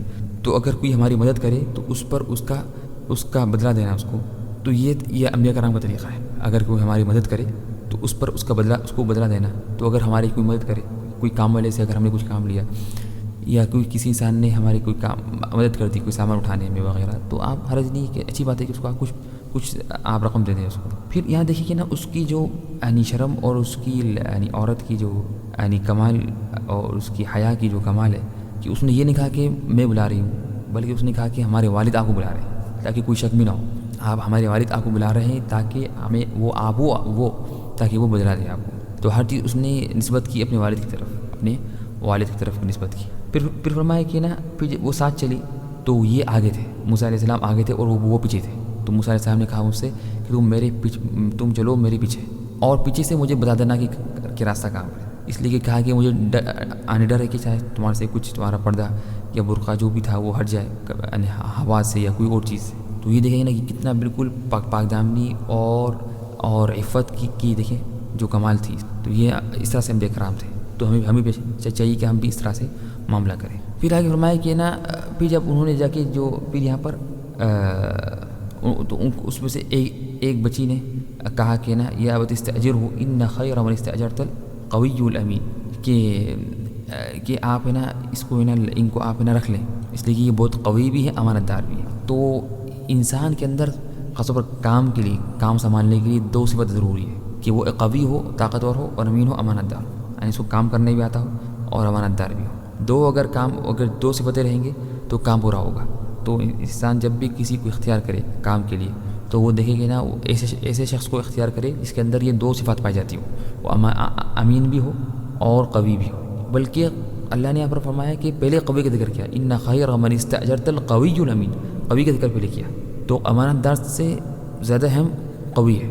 کیا ہے؟ قوی ہے. ٹھیک ہے نا. پھر اس کے بعد یہاں پر انہوں نے کہا کہ نا یہاں پر جو ذکر کیا کہ انہوں نے کہا کہ نا کہ تم میرے پاس 8 سال کام کرو تو میں اس کے بدلے میں کیا کروں گا، یعنی میں تمہیں کیا کروں گا اس کے بدلے میں نہ تمہاری نکاح کراؤں گا اور شادی کراؤں گا میری ایک بیٹی سے. انی اريد ان انكحك احدى ابنتي هاتين على ان تاجرني 8 حجج، کہ تم میرے پاس کام کرنا 8 سال. ٹھیک ہے نا. تو اس سے معلوم ہوا کہ نا شادی کرنا یہ رسولوں کی سنت ہے. شادی کرنا کیا ہے؟ شادی کرنا یہ رسولوں کی سنت ہے. اس کی حدیث میں ہے فرماتے ہیں صلی اللہ علیہ وسلم النکاح من سنن المرسلین، کہ نکاح کرنا یہ رسولوں کی سنت، ٹھیک ہے نا. بلکہ یہاں پر اہل علم نے یہ بیان کیا کہ موسیٰ علیہ السلام نے اپنے زندگی کے 10 سال لگا دیے شادی کے لیے، یعنی مہر تھا نا، یہ ان کا مہر تھا، تو انہوں نے شادی کے مہر کے لیے 10 سال لگا دی، حالانکہ وہ رسول ہے، نبی ہے. تو اس سے معلوم ہوا کہ شادی کرنے کی اہمیت معلوم ہوتی ہے کہ شادی کرنا کتنا اہم ہے. اور یہ بلا شک یہ سنت ہے، سنت مؤکدہ ہے، بلکہ یہ کیا ہے، سنت مؤکدہ ہے شادی کرنا. پھر یہاں پر ایک بات یہ بیان کی گئی کہ نا کہ یہاں پر مہر ضروری نہیں کہ نا صرف پیسے ہوں، بلکہ مہر ایک کام بھی ہو سکتا ہے کہ فلاں کام کر دو. جس طرح کہ نا کوئی یعنی جو حدیث میں بھی ہے کہ انہوں نے کہا تھا کہ میں قرآن سکھاؤں گا، تو قرآن سکھانا یا کام کرنا 1-2 سال کے لیے، یا جو بھی ہے کہ کوئی کام بھی مہر ہو سکتا ہے، کام بھی مہر ہو سکتا ہے. یعنی مہر ضروری نہیں کہ صرف پیسے ہو یا کوئی چیز ہو، یعنی پیسے ہو، بلکہ کوئی کام بھی ہو سکتا ہے کہ یہ فلاں کام کر دو میرے لیے، تو یہ بھی مہر ہو سکتا ہے. اس طرح سے یہاں پر معلوم ہوا کہ نا باپ نے کہا کہ انی اريد ان انکحک، کہ میں چاہتا ہوں کہ میں شادی کراؤں میری بیٹی کی تمہارے سے. تو لڑکی کے شادی کرانے کا حق صرف ولی کو ہے، تو ولی ضروری ہے، اس کے بغیر شادی نہیں ہو سکتی. تو اس میں عورت کا حق نہیں ہے، بلکہ یہ عورت کے ولی کا حق ہے کہ وہ شادی کرائے اپنی بیٹی کی. اس لیے حدیث میں آتا فرماتے ہیں محمد صلی اللہ علیہ وسلم لا نکاح الا بولی، کہ نکاح نہیں ہے سوائے ولی کے ساتھ، یا ولی کے موجودگی میں، یا ولی کے حکم سے، ٹھیک ہے نا. تو جو نکاح ہوا بغیر ولی کے وہ نکاح باطل ہے. کہ اس لیے فرماتے ہیں محمد صلی اللہ علیہ وسلم جو عورت نے شادی کر لی بغیر ولی کے، جو عورت نے شادی کر لیا بغیر ولی کے، تو اس کا نکاح باطل ہے، نکاح باطل ہے 3 بار کا. اور یہاں پر ایک فائدہ یہ بھی ہے اس میں، انہوں نے کہا کہ انی اريد ان انکحک، کہ یہاں پر والد نے اپنی بیٹی پیش کی، یعنی آدمی اور مرد کے سامنے، تو یہ جائز ہے، بلکہ یہ سنت بھی ہے. کہ کچھ لوگ سمجھتے ہیں کہ نہیں ضروری کہ نا لڑکے والے خود آئے، یعنی لڑکے والے آئے ہمارے پاس، ہم نہیں جائیں گے، ہم تو لڑکی والے ہیں، ہم نے جانا، بلکہ لڑکے والے آنا ہمارے پاس. نہیں، ایسی بات نہیں ہے، وہ بھی ہو سکتا ہے اور یہ بھی ہو سکتا ہے. یہاں دیکھیے انہوں نے خود اپنی بیٹی پیش کی ان کے سامنے، اور جس طرح ٹھیک ہے نا. اور اس طرح سے عمر بن خطاب رضی اللہ عنہ نے کیا کیا، اپنی بیٹی حفصہ رضی اللہ عنہ پیش کی تھی ابو بکر رضی اللہ عنہ پہ، پھر عثمان رضی اللہ عنہ کے سامنے، پھر محمد صلی اللہ علیہ وسلم پر، ٹھیک ہے. جیسے کہ جو بخاری کی حدیث میں ہے، جو فرمایا عمر رضی اللہ عنہ نے عثمان رضی اللہ عنہ سے کہ ان شئت انکحتک حفصہ بنت عمر، کہ اگر آپ چاہتے ہیں تو میں اپنی بیٹی کی شادی آپ سے کرا دوں. تو نا تو باپ اپنی بیٹی پیش کرنا کسی اچھے مرد کے سامنے، یہ سنت ہے، اور یہ یعنی سلف کا طریقہ تھا. اس طرح سے یہاں پر انہوں نے جو کہا کہ نا انہوں نے کہ جب بات ہوئی تو موسیٰ علیہ السلام نے کہا کہ ستجدونی انشاء اللہ من الصالحین، کہ آپ انشاءاللہ مجھے ضرور پاؤ گے نیک لوگوں میں سے، صالحین میں سے. تو یہاں پر حرج نہیں انشاءاللہ کہ انسان کہے کہ ہاں انشاءاللہ میں اچھا سے، یعنی اگر کوئی کام کہ اس کو اگر کوئی حکم دے کر کام کرنے کا، تو وہ کہے کہ انشاءاللہ میں اس کو ٹھیک انداز سے، اچھے انداز سے کام کروں گا.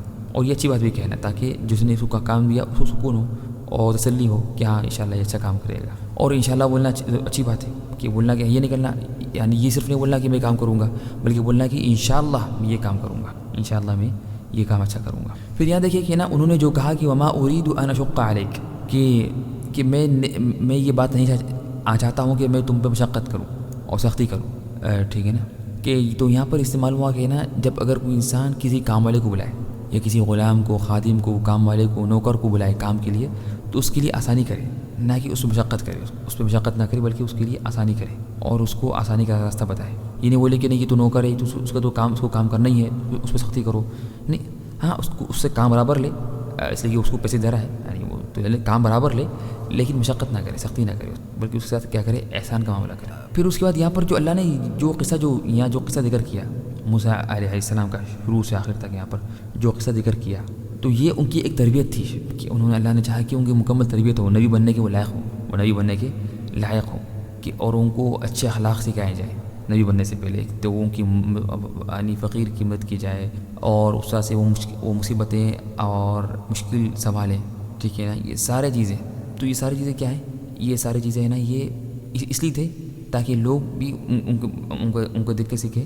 اس طرح سے یہ ان کی تربیت تھی موسیٰ علیہ السلام کی. پھر اس کے بعد یہاں پر اللہ نے کہا کہ جب وہ باہر نکلے اپنی بیوی کو لے کے، تو جب وہ راستہ بھٹک گئے تھے، یا تو انہوں نے کہا کہ تم قال لأهلهم امكثوا، کہ تم یہاں پر ہی بیٹھو، میں جا کے دیکھتا ہوں، کچھ آگ لاتا ہوں یا کچھ کرتا ہوں. تو اس سے معلوم ہوا کہنا چاہیے کہ انسان اپنے گھر والوں کی مدد کرے، ان کام میں آئے اور ان کا خیال رکھے، ٹھیک ہے نا. اور مشکل کاموں میں وہ آگے بڑھے، اور اپنے گھر والوں کو ایک سیف جگہ پر رکھ کر وہ خود جا کے کیا کرے، جا کے سامان لائے یا جو بھی کام پورا کرے. اور یہ انسان کی اچھائی کی علامت ہے. مرد کی اچھائی کی نشانی یہ ہے کہ وہ اپنے گھر والوں کے لیے بہتر ہو، وہ اپنے گھر والوں کے لیے بہتر ہو. تو حدیث میں عطا فرماتے ہیں محمد صلی اللہ علیہ وسلم خیرکم لأہلہ، کہ تم میں سب سے بہتر وہ ہے جو اپنے گھر والوں کے لیے بہتر ہے، جو اپنے گھر والوں کے لیے بہتر ہے. پھر اس کے بعد یہاں پر جو اللہ نے پھر آگے وہاں پر ان سے کلام کیا، ٹھیک ہے نا. تو اس سے معلوم ہوا کہ اللہ بات کرتا ہے، اللہ یعنی کیا کرتا ہے، بات کرتا ہے. تو اس میں یہ بھی ہے کہ نا، تو اللہ تعالیٰ بات کرتا ہے حرف کے ساتھ، اور اللہ کی بات ہم سن بھی سکتے ہیں. یعنی کچھ لوگ اللہ نے جس کو چاہے، یعنی اللہ تعالیٰ جس کو چاہے اس کو اللہ تعالیٰ اپنی بات بھی کیا کرتا ہے، سناتا ہے. بات ہے نا، بات سناتا ہے. تو ہمارا جو عقیدہ ہے کہ اللہ تعالیٰ بات کرتا ہے اور ایسی بات کرتا ہے جو بات سننے آتی ہے، ٹھیک ہے نا.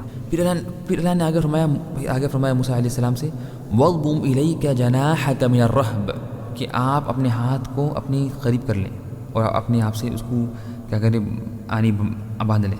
من الرہب یعنی ڈر سے، کہ کہا کہ اگر تمہیں ڈر ہو تو اپنے بازوؤں کو اپنی طرف سے ملا لیں، اور ٹھیک ہے نا، اور قریب کر لیں تاکہ تمہارا جو ڈر ہے وہ ختم ہو جائے. تو اہل علم نے اس سے یہ بات نکالی، بلکہ یہ ہے نا صحابی رسول عبداللہ بن عباس رضی اللہ عنہ کا قول ہے کہ جب بھی کسی انسان کو اگر ڈر ہو، کسی انسان سے یہ ڈر ہو، تو وہ اگر وہی کرے گا جس طرح کیا موسیٰ علیہ السلام نے، کہ اپنا ہاتھ رکھے سینے پہ اور اپنے دونوں ہاتھ باندھ لے، تو اس سے کیا ہوگا، اس کا ڈر ختم ہو جائے گا. تو اللہ نے یہاں پر موسیٰ علیہ السلام کو ایک وہ سکھائی، ایک ترتیب سکھائی کہ اگر انہیں ڈر ہو، یعنی انہوں نے کہا تھا کہ مجھے کیا ڈر ہے، تو اللہ نے انہیں ایک طریقہ سکھایا کہ کس طرح اپنا ڈر کو ختم کرنا.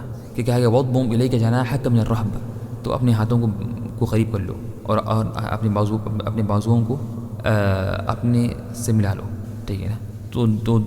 تو اس سے کہا کہ یعنی اپنے ہاتھ کو سینے پر رکھ لینا، یا دونوں ہاتھوں کو پکڑ لینا ایک دوسرے کے، یعنی دونوں ہاتھوں کو پکڑ لینا. تو اس سے کیا ہوگا کہ نا انسان کا ڈر ختم ہو جائے. پھر اس کے بعد یہاں پر اللہ نے ذکر کیا کہ فرعون نے کہا موسیٰ علیہ السلام سے قالوا ما هذا الا سحر مفترى، یہ تو کیا ہے، ایک جادو ہے، ایک جھوٹ ہے. تو چاہیے کہ داعی اگر اس کے مخالفین اس کی بات نہ مانیں اور کہیں کہ یہ جادو ہے وغیرہ، تو اس سے غم نہ کریں، بلکہ یہ تو ہمیشہ یعنی ایسا ہوتا رہا. اور یہ بھی ہے کہ نا اہل باطل کیا کرتے ہیں، اہل باطل حق سے دور کرنے کے لیے برے القاب سے نوازتے ہیں اہل حق کو، اور یہ شروع سے چلتے آتا ہے کہ کہتے ہیں یہ جادوگر ہے، یہ ہے، تاکہ لوگ نا حق سے دور ہو جائیں.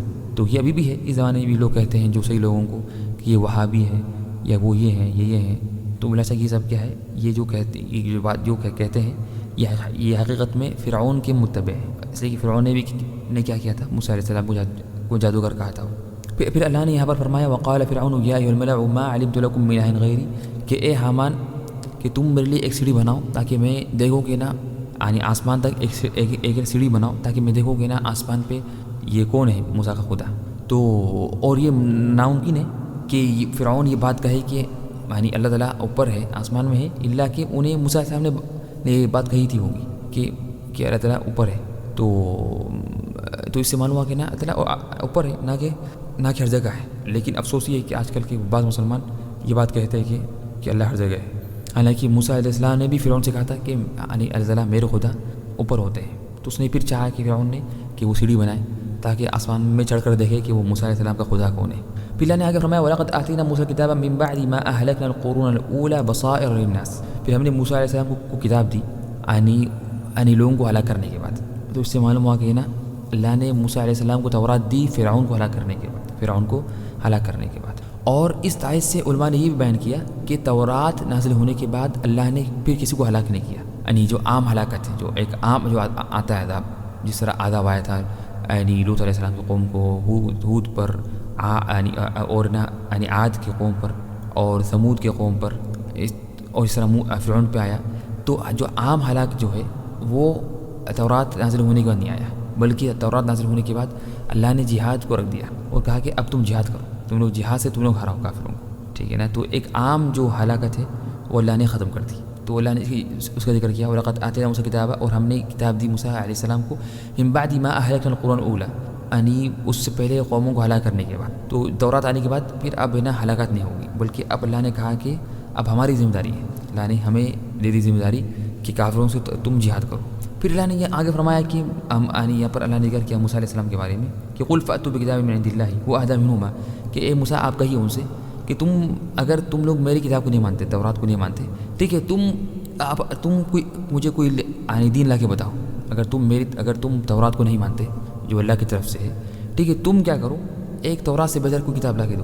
حالانکہ ان کا کوئی کتاب نہیں ہے، تو حرج نہیں کہ کبھی انسان مناظرے میں، ڈیبیٹ میں کہے کہ چلو ٹھیک ہے میری بات صحیح نہیں نا، تم اللہ کی بات بتاؤ جو اس سے اچھی بات ہے، حالانکہ اس کے ایسا نہیں ہوتی بات. پھر اللہ نے فرمایا فَإِن لَمْ يَسْتَجِيبُوا لَكَ، اے نبی اگر یہ آگے بات نہ مانے فَاعْلَمْ أَنَّمَا يَتَّبِعُونَ أَهْوَاءَهُمْ، تو جان لو کہ یہ اپنی خواہشات کی پیروی کر رہے ہیں. تو اس سے معلوم ہوا کہ نا سارے گناہوں کی وجہ اور جڑ خواہش کی پیروی ہے.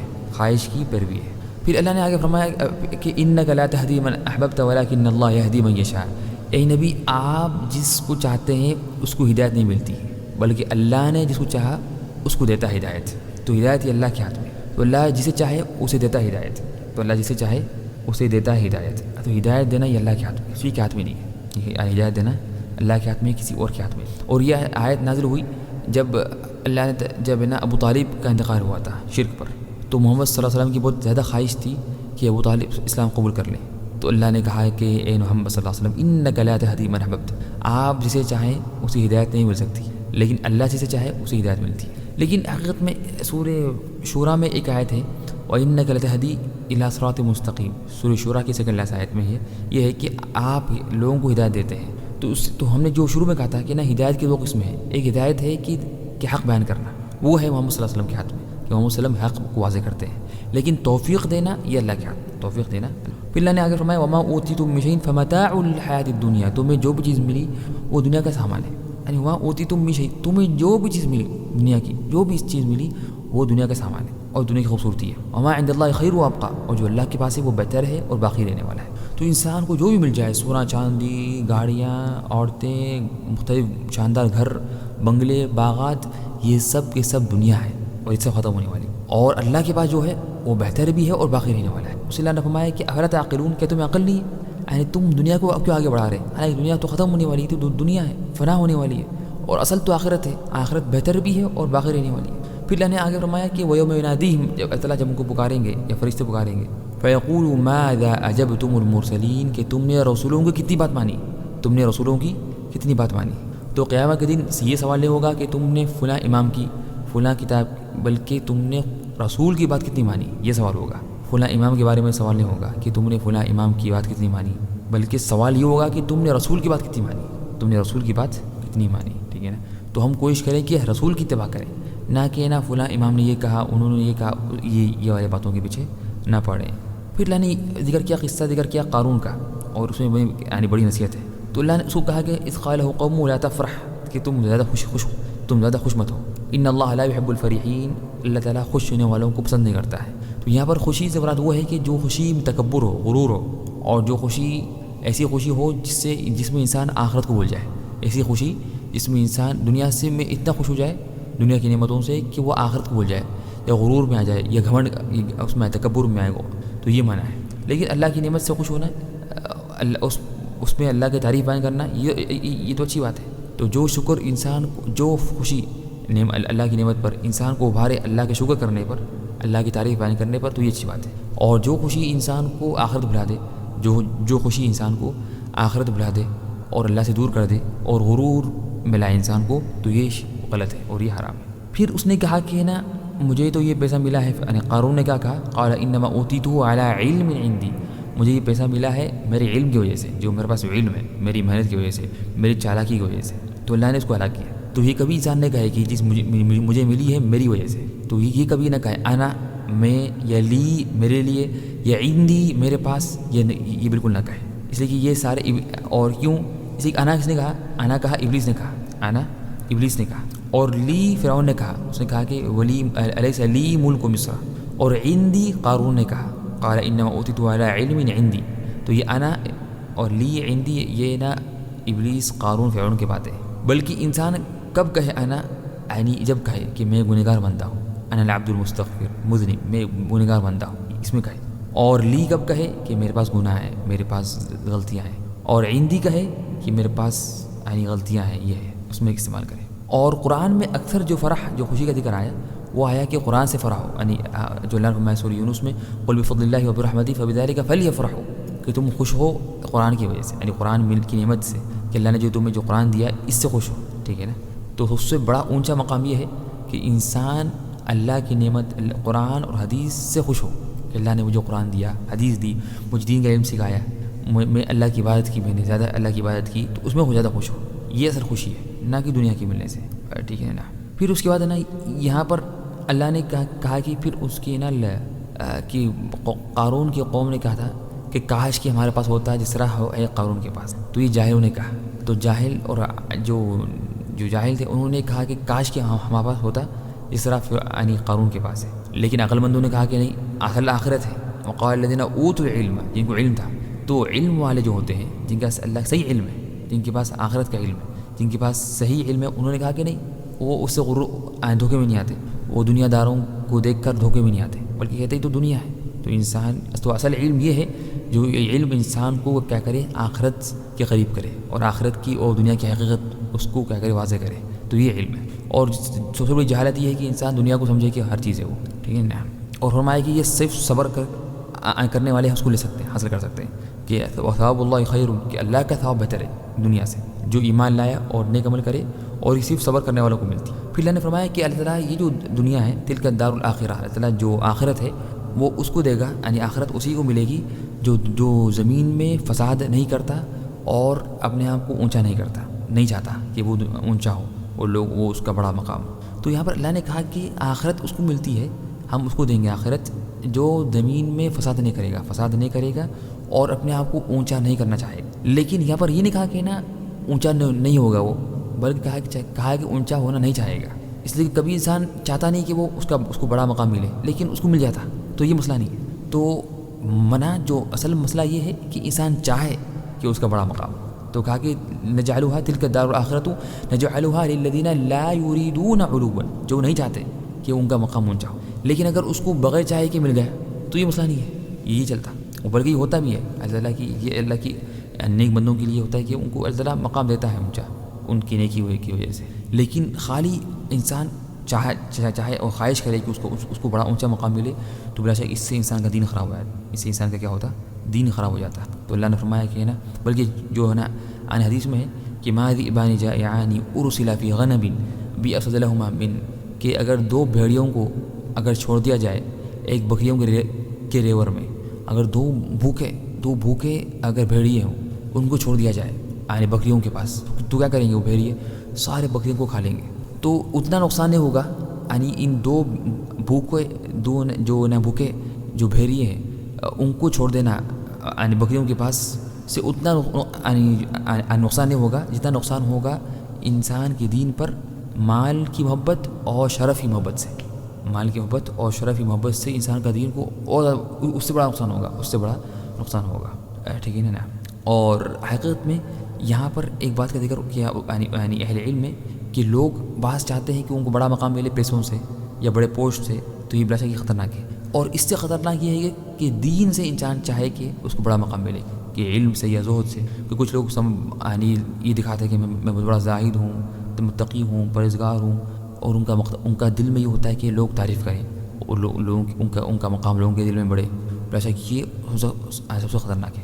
پھر اس کے بعد یہاں پر اللہ نے یہاں پر کہا کہ نا اے نبی ولا تکونن من المشرکین، کہ آپ مشرکوں میں سے مت ہو جائیے، نا ٹھیک. تو یہاں پر مراد تھا کہ نا یہاں پر اگرچہ محمد صلی اللہ علیہ وسلم کبھی مشرک نہیں ہوں گے، لیکن یہاں پر مراد تھا کہ امت کی طرف کیا کرنا، پیغام بھیجنا. کہ جب نبی محمد صلی اللہ علیہ وسلم کو اللہ نے حکم دیا تو پھر ہم تو زیادہ حقدار ہیں کہ شرک سے دور رہیں، شرک سے دور رہیں. پھر اللہ نے اس کے بعد آگے ذکر کیا، سورہ عنکبوت کا ذکر کیا. اور سورہ عنکبوت میں اللہ نے ذکر کیا آزمائش کے بارے میں، اور منافقوں اور مومنوں اور کافروں کے بارے میں. تو اللہ نے سورہ عنکبوت کی شروع میں کہا الف لام میم احسب الناس ان يتركوا ان يقولوا آمنا وهم لا يفتنون، کیا لوگوں نے یہ گمان کیا کہ وہ ایمان لا لیں گے اور ہم انہیں نہیں آزمائیں گے؟ نہیں، ایسی بات نہیں، بلکہ ہم انہیں ضرور آزمائیں گے. تو آزمائش تو اللہ کی سنت ہے، اللہ کا طریقہ ہے. اللہ تو آزماتا ہے، چاہے ایمان لائے انسان یا نہ لائے، اس کو آزمائش تو آنی. بلکہ اللہ نے یہاں پر بیان کیا کہ اللہ تعالیٰ کیوں آزماتا ہے. اللہ نے یہاں پر آزمائش کی وہ بیان کی حکمت، کہ فلا يعلمن اللہ الذین صدقوا ولا يعلمن الكاذبین، تاکہ اللہ جان لے کون سچا ہے کون جھوٹا ہے. تو آزمائش تو ہونی والی دنیا میں لازمی ہے، ہر ایک بات ہے. لیکن کبھی اللہ تعالیٰ آزماتا ہے دے کر، کبھی لے کر، کبھی آزماتا ہے اس کے رزق میں، کبھی بیماری سے، کبھی اس کے بچوں میں، کبھی دین میں. اور سب سے خطرناک ہے کہ اسے آزمائش جو ہو سکتی ہے وہ دین کی آزمائش. اس لیے ہم دعا کرتے ہیں ہمیشہ کہ اللہم لا تجعل مصیبتنا فی دیننا، جو دعائیں قنوت میں سے بھی ہے کہ اللہ تعالیٰ ہمیں ہماری مصیبت دین میں مت رکھ. پھر اللہ نے آگے فرمایا من کان یرجو لقاء اللہ فإن اجل اللہ لآت. جس کو اللہ سے ملاقات کرنے کی امید ہے تو وہ جان لو کہ اللہ سے ملاقات کرنے کا وقت آنے والا ہے. تو انسان جب یہ جان لے کہ اس کو ایک دن اللہ سے ملاقات کرنا ہے تو اس کے لیے تو کیا کرتا ہے، وہ دبا کے محنت کرتا. تو اس لیے اللہ نے کہا کہ اللہ سے ملاقات کرنے کا وقت آنے والا ہے ان قریب، تو چاہیے کہ انسان دبا کی محنت کرے. اور یہاں پر ابن قیم رحمہ اللہ نے اچھی بات بیان کی، کہا کہ جب بعض جو مومن بندے تھے ان کو شوق تھا اور تڑپ تھی اللہ سے ملاقات کرنے کی، تو اللہ نے کہا کہ تم زیادہ غم مت کرو، وقت آنے والا ہے کہ تم اللہ تعالیٰ سے ملاقات کریں گے. پھر اللہ نے یہاں پر کہا کہ ہم نے انسان کو وصیت کی وَوَصَّيْنَا الْإِنسَانَ بِوَالِدَيْهِ حُسْنًا، اور ہم نے انسان کو وصیت کی کہ وہ اپنے ماں باپ کے ساتھ اچھا معاملہ کرے اور ان کے ساتھ احسان کا معاملہ کرے. اس کے کیا کرے، ان کے ساتھ احسان کا معاملہ کرے، چاہے بات سے ہو یا عمل سے، بات سے ہو یا عمل سے، اور ان کی نافرمانی نہ کرے، نہ ان کے ساتھ برا معاملہ کرے. پھر اللہ نے یہاں پر آگے فرمایا وَمِنَ النَّاسِ مَن يَقُولُ آمَنَّا بِاللَّهِ. کچھ لوگ کہتے ہیں کہ ہم اللہ پر ایمان لا لیے، لیکن جب انہیں تکلیف پہنچتی تو پھر وہ ہٹ جاتے اور وہ بہت پریشان ہو جاتے. اور جب انہیں اور یہ اگر کامیابی ملے مسلمانوں کو اور پیسے ملے تو بولتے ہم تو تمہارے ساتھ تھے، ہم تو مومن تھے. تو اللہ بول رہے کہ اولیس اللہ بأعلم بما فی صدور العالمین، کہ اللہ کو نہیں معلوم کہ جو سارے جہانوں کے دلوں میں ہے.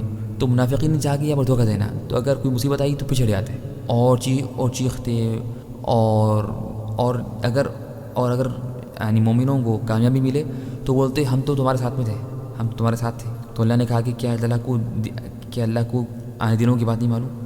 تو مومن تو یہ ہوتا ہے کہ جو ہمیشہ ہر حالت میں، تنگی میں ہو یا آسانی، خوشحالی میں ہو یا بدحالی میں، ہمیشہ وہ ہے نا یعنی وہ ایمان پر باقی رہتا اور ہر حالت میں وہ مومنوں کا اور رسول کا ساتھ دیتا، مومنوں کا اور رسول کا ساتھ دیتا. پھر اللہ نے یہاں آگے فرمایا وَلَيَحْمِلُنَّ أَثْقَالَهُمْ أَثْقَالًا مَعَ أَثْقَالِهِمْ، یہ ضرور یعنی اپنے گناہوں کا بھی کو سنبھالیں گے، اٹھائیں گے، یعنی اپنے گناہوں کا بوجھ اٹھائیں گے اور ان کا بھی اٹھائیں گے جن کو انہوں نے گمراہ کیا تھا. تو أثقالا مع أثقال، تو جو بھی شخص کسی کو برائی کی طرف بلائے تو اس کے گناہ کا بوجھ بھی یہ اٹھائے گا. اور اٹھا بھی ہے کہ جس نے کسی کو بلایا یعنی اچھی بات کی طرف تو اس کا بھی ثواب اس کو بھی ملے گا. ٹھیک ہے نا. اور یہاں پر اللہ نے کہا کہ کافروں نے کہا تھا مومنوں سے کہ تم لوگ ہماری بات مان لو اور ہم تمہیں سنبھال لیں گے، ہم تمہارے گناہ سنبھال لیں گے. ٹھیک ہے نا. تو حالانکہ یہ بات جھوٹ ہے، اللہ تعالیٰ فرمایا انہم لکاذبون، یہ جھوٹے ہیں. تو یہ آج کل ابھی یہ ہوتا ہے کہ کبھی کیا ہوتا ہے کہ نا کوئی برے دوست اپنے دوست سے کہتے ہیں کہ نا تم یہ غلط کام کرو، کوئی مسئلہ نہیں، ہم تمہیں سنبھال لیں گے. تو یہ وہی کی بات کہتے ہیں جس طرح کافروں نے کہا تھا مومنوں سے کہ تم ہماری بات مان لو، ہم تمہارے گناہ سنبھال لیں گے. حالانکہ یہ ہوتا نہیں، بلکہ یہ جھوٹ ہے، یہ نہیں سنبھالیں گے، بلکہ گناہ سب کو ملنے والا ہے. پھر اللہ نے یہاں پر آگے فرمایا کہ نوح علیہ السلام نے دعوت دی اپنے قوم میں 950 سال، 1000 سال سوائے 50 کے. تو وَلَقَدْ أَرْسَلْنَا نُوحًا إِلَىٰ قَوْمِهِ فَلَبِثَ فِيهِمْ أَلْفَ سَنَةٍ إِلَّا 50 عَامًا. تو وہ تھے اپنے قوم میں 1000 سال سوائے 50 کے، یعنی 950 سال. تو یہ اللہ نے یہاں پر ذکر اس لیے کیا یہ مدت نوح علیہ السلام کی، تاکہ اس میں تسلی ہو کہ اس کو محمد صلی اللہ علیہ وسلم کو اور سارے داعیوں کے لیے کہ وہ یہ نہ کہے کہ نا میں نے 10 سال دعوت دے دی، 5 سال دی، 1 سال دی، نہیں، لگے رہے. نوح علیہ السلام نے دعوت دی اپنی قوم کو 950 سال، لیکن پھر بھی کیا اللہ نے کیا کہا سورہ ہود میں وَمَا آمَنَ مَعَهُ إِلَّا قَلِيلٌ، اور ان پر صرف کم لوگوں نے ایمان لایا، صرف کم لوگوں نے، الا قلیل، سوائے کم لوگوں نے ایمان لایا. تو انسان یہ دیکھے نہیں کہ نا کتنے لوگ آ رہے ہیں اس کے پاس، کتنے لوگ اس کی بات مان رہے ہیں، یا کب سے وہ دعوت کر رہا ہے ابھی تک کوئی نہیں مانے. نہیں. پھر اللہ نے آگے فرمایا کہ ان الذین تعبدون من دون اللہ لا یملکون لکم رزقا، کہ تم جن کو پکارتے ہو اللہ کے علاوہ یا جن کی تم پوجا کرتے ہو اللہ کے علاوہ، ان کے ہاتھ میں کچھ نہیں ہے، وہ رزق کے مالک نہیں ہے، بلکہ رزق کو اللہ کے ہاتھ میں. اور تم جانتے بھی ہو اس لیے کہ بتوں کے ہاتھ میں کچھ نہیں ہے، بت نہ ان کے ہاتھ میں کوئی رزق ہے نہ کچھ ہے، یہ خود محتاج ہے. تو یہ کیسا رزق دیں گے؟ تو جب یہ رزق نہیں دے سکتے تو پھر رزق اللہ سے مانگو اور عبادت بھی اللہ کی کرو. پھر یہاں پر اللہ نے فرمایا کہ فابتغوا عند اللہ الرزق واعبدوه واشکروا له، کہ تم رزق طلب کرو یعنی اللہ کے پاس سے اور اللہ کی عبادت کرو اور شکر بجا رہو. تو اس سے معلوم ہوا کہ رزق اگر حاصل کرنا ہے تو اس کے لیے عبادت اور شکر بہترین اس کا ذریعہ ہے. رزق حاصل کرنے کا عبادت اور شکر کیا ہے؟ بہترین ذریعہ ہے. پھر اللہ نے یہاں فرمایا وقال انما اتخذتم من دون الله اوثانا مودة بينكم في الحياة الدنيا، کہ جو بھی شخص، تو اس یہ آیت سے معلوم ہوا کہ جو بھی شخص غیر اللہ پہ اگر توکل کرے یا امید رکھے تو وہ نامراد ہوگا، اور وہ یعنی نامراد اور رسوا ہو کر واپس لوٹے گا، اس لیے کہ اس نے امید رکھائی امید رکھی غیر اللہ سے، یہ کام نہیں آئیں گے۔ اس لیے اللہ فرمایا کہ پھر یہ قیامت کے دن آپس میں ایک دوسرے کو لعنت کریں گے۔ اور یہاں پر اللہ نے یہاں پر ایک بات بیان کی کہ تم نے کیا کیا، تم نے وقال انما اتخذتم من دون اللہ اوثانا، کہ تم نے کیا کیا، اللہ کے علاوہ کسی اور کو خدا بنا لیا۔ کیوں بنایا؟ مودۃ بینکم فی الحیاۃ الدنیا، تاکہ تم ہے نا اپنے دوستوں کا خیال رکھتے ہوئے، یعنی اپنی دوستی نبھانے کے لیے، یا جو آپس میں جو محبت ہے اس کو باقی رکھنے کے لیے۔ تو یہ بھی ہوتا ہے کہ کبھی کیا ہوتا ہے کہ انسان کبھی شرک بھی کرتا ہے، یعنی اپنی دوستی باقی رکھنے کے لیے، اور یہ بلا شک کیا ہے، تو اس سے معلوم ہوا کہ نا کتنا اہم اور ضروری ہے کہ انسان ہے نا یعنی اچھے دوست اختیار کرے اور اپنے دوستوں کی خواہش پوری نہ کرے۔ یعنی یہ ہوتا ہے کہ کچھ لوگ کیا کرتے ہیں کہ نا اپنے دوستوں کو خوش کرنے کے لیے ان کی طرح کام کرتے ہیں تاکہ لوگ دوست اس کی تعریف کریں، لیکن حقیقت میں کیا ہوگا، قیامت کے دن یہ دنیا میں وہ اس سے بری ہو جائیں گے اور اس کو رسوا کریں گے، اس کے کوئی کام میں نہیں آئیں گے، تو اس کی دنیا بھی گئی، آخرت بھی گئی۔ تو کوئی اپنے دوستوں کو راضی کرنے کے لیے اللہ کو ناراض نہ کرے، اپنے دوستوں کو راضی کرنے کے لیے اللہ کو ناراض نہ کرے، بلکہ یہ تو بیوقوفی ہے، بلکہ یہ کچھ مدد نہیں کریں گے، بلکہ یہ چھوڑ دیں گے، بلکہ انسان تباہ ہو جائے گا، ٹھیک ہے۔ تو آج کل یہ ہوتا ہے، آج کل لوگ کیا کرتے ہیں، داڑھی کاٹ لیتے تاکہ لوگ نہیں بولنا کہ ارے کیا ہے تم بڑے متوی بن گئے، تم اسمارٹ نہیں ہے، تم یہ نہیں ہے بول کے، تو کیا کرتا اپنے دوستوں کے لیے داڑھی کاٹ لیتا، یا کوئی عورت ہے پردہ نہیں کرتی، تو بلا شک یہ اور لوگ کچھ پتہ نہیں کریں گے، بس زبان سے کچھ کہہ دیں گے کچھ وقت کے لیے، پھر بعد میں یہ چھوڑ دیں گے اور کچھ مدد نہیں کریں گے، بعد میں انسان کو گناہ ملے گا اکیلے، پھر وہ اللہ کے سامنے کھڑا ہوگا، کوئی ساتھ میں نہیں آئیں گے، قبر میں وہ اکیلے جائے گا، اللہ قیامت کے دن اللہ کے سامنے اکیلے کھڑے ہوگا اور جواب دے گا۔ پھر اللہ نے فرمایا گیا یہاں پر وَجَعَلْنَا فِي ذُرِّيَّتِهِ النُّبُوَّةَ وَالْكِتَابَ، اور ہم نے ابراہیم علیہ السلام کی ذریت میں، اولاد میں رکھی نبوت اور کتاب۔ تو ابراہیم علیہ السلام کے بعد جتنے بھی نبی آئے دنیا میں وہ سارے کے سارے ابراہیم علیہ السلام کی اولاد میں سے تھے، تو جتنے بھی نبی آئے ابراہیم علیہ السلام کے بعد وہ سب کے سب ابراہیم علیہ السلام کی اولاد میں سے تھے۔ پھر جب فرشتے آئے ابراہیم علیہ السلام کے پاس اور کہا کہ ہم لوط علیہ السلام کی قوم کو تباہ کرنے والے ہیں، تو ابراہیم علیہ السلام نے فوری کہا قال ان فیہا لوطا، کہ وہ بستی میں تو لوط علیہ السلام بھی ہے، تم کس طرح ہلاک کرتے ہو وہ بستی کو۔ تو دیکھیں ان کی تڑپ تھی، جو خواہش ہے، تو ہر مسلمان اپنے مسلمان بھائی کی مدد کرتا ہے، اس کا خیال کرتا ہے، اس لیے فرماتے ہیں یہاں پر قتادہ جو تابعی، انہوں نے کہا کہ نا ہمیشہ مومن اپنے مومن بھائی پہ رحم کرتا ہے اور اس کی مدد کرتا ہے۔ تو یہاں دیکھیے جب فرشتوں نے کہا کہ ہم وہ بستی کو ہلاک کرنے والے ہیں، تو ابراہیم علیہ السلام نے فوری کہا ارے وہ بستی میں تو لوط علیہ السلام ہے، تم کس طرح ہلاک کر رہے ہیں، ٹھیک ہے نا۔ لیکن فرشتوں نے کہا کہ نہیں، قالوا نحن اعلم فیہا، ہم جانتے ہیں کہ ہم زیادہ بہتر جانتے ہیں کہ اس میں کون ہے، ہم اس کو بچا لیں گے، ہم اس کیا کریں گے، ہم اس کو بچا لیں گے سوائے اس کی بیوی کے۔ اب یہاں سوال ہے کہ اللہ نے کیوں ہلاک کیا لوط علیہ السلام کی بیوی کو، حالانکہ لوط علیہ السلام کی بیوی نے وہ جو گناہ تھا، جو فحشت جو گناہ تھا، فاحشہ جو کرتے تھے لوط علیہ السلام کی قوم، وہ ان کی بیوی نے نہیں کیا، تو لیکن ان کی بیوی کو اللہ نے کیوں ہلاک کیا، حالانکہ وہ ان کی قوم کے لوگ کرتے تھے اور بیوی نے نہیں کیا تھا وہ حرام کام، اس لیے کہ نا بیوی نے کیا تھا، بیوی مدد کرتی تھی ان کی، اور جو مہمان آتے لوط علیہ السلام کے گھر میں تو وہ جا کے قوم کو کہتی کہ دیکھو جاؤ کہ لوط کے گھر میں، لوط علیہ السلام کے گھر میں مہمان آئے، تو جو برائی کی طرف بلائے بھی تو وہ گویا کہ اس نے برائی کیا، جو برائی کی طرف بلائے یا برائی میں کسی کی مدد کرے تو وہ کرنے والے کے برابر ہے، تو اللہ نے بھی ان کی بیوی کو ہلاک کر دیا، اللہ نے کیا ان کی بیوی کو ہلاک کر دیا۔ پھر اللہ نے یہاں پہ آگے فرمایا کہ نا کہ ہم نے ہر ایک کو پکڑا اس کے گناہ کی وجہ سے، فقولا نخذنا بذنبہ، تو اللہ نے کیا ہر ایک کو اس کے حساب سے اس کو سزا دی، تو بعض کو آسمان سے اوپر سے، ٹھیک ہے نا، تو اوپر سے کیا بارش یا پتھر برسائے، اس طرح جو لوط علیہ السلام، ومنہم من خسفنا بہ الارض، اور ہم نے بعض کو زمین میں دھس دیا، جس طرح قارون ہے، کیوں قارون کو اللہ نے زمین میں اس لیے جو قارون کو اللہ نے جو پنشمنٹ دی وہ یہ دی کہ فخسفنا بہ الارض، اللہ نے اسے دھس دیا زمین کے اندر قارون کو، اسی کے قارون کے اندر بہت بڑا غرور تھا اور گھمنڈ تھا، اور وہ سمجھتا تھا کہ میں سب سے اونچا ہوں، تو اللہ نے اس کے حساب سے اس کو کیا کی، اس کو عذاب دیا، اس لیے کہ نا جو انسان کو غرور ہو، گھمنڈ ہو، اور جو اونچا ہو، انسان جو سمجھے کہ میں سب سے اونچا ہوں، اس کے لیے سب سے برا اور بری سزا یا پنشمنٹ اس کے لیے یہ ہوتی ہے کہ اس کو اس کے مقام سے نیچا کیا جائے اور نیچے کیا جائے اس کے مقام سے، تو اللہ نے کیا اس لیے قارون کو زمین میں دھس دیا اس کے گناہ کے حساب سے۔ ومنہم من اخذته الصیحہ، اور اللہ نے بعض کو چیخ اور پکار سے ہلاک کیا، اور بعض کو اللہ نے ہلاک کر دیا، بعض کو اللہ نے کیا بعض کو اللہ نے ہلاک کر دیا۔ پھر اللہ نے یہاں پر آگے ذکر کیا کہ جو اللہ کے علاوہ کسی اور کو پکارتے ہیں، جو غیر اللہ کو پکارتے ہیں، ان کی مثال جس طرح ہے جس طرح مکڑی کی جال ہوتا ہے، یا عنکبوت جو مکڑی کا گھر ہوتا ہے، وہ فرمایا اور اس سے کمزور اور ہلکا گھر کس کا ہوتا ہے، وہ ہوتا ہے مکڑی کا. اس کا ایک جال ہوتا ہے, گھر ہوتا ہے, وہ ایک ہلکا ہاتھ اگر ہاتھ لگائے, اگر ٹچ کرے تو ٹوٹ جائے گا. تو اس طرح سے جو شرک کرتے ہیں وہ اس طرح سے, اس لیے کہ یہ جو معبودان باطلہ ہیں, یہ جو غیر اللہ کو جن کو پکارتے ہیں, بت ہو یا کوئی بھی ہو, ان کے ہاتھ میں کچھ ہے ہی نہیں, بلکہ یہ اسے بھی کمزور ہے. یعنی کم سے کم یہ جو مکڑی کا جال تو ہوتا ہے, گھر تو کچھ ہوتا ہے, لیکن یہ تو کچھ ہوتا بھی نہیں ہے, یہ زیرو ہے.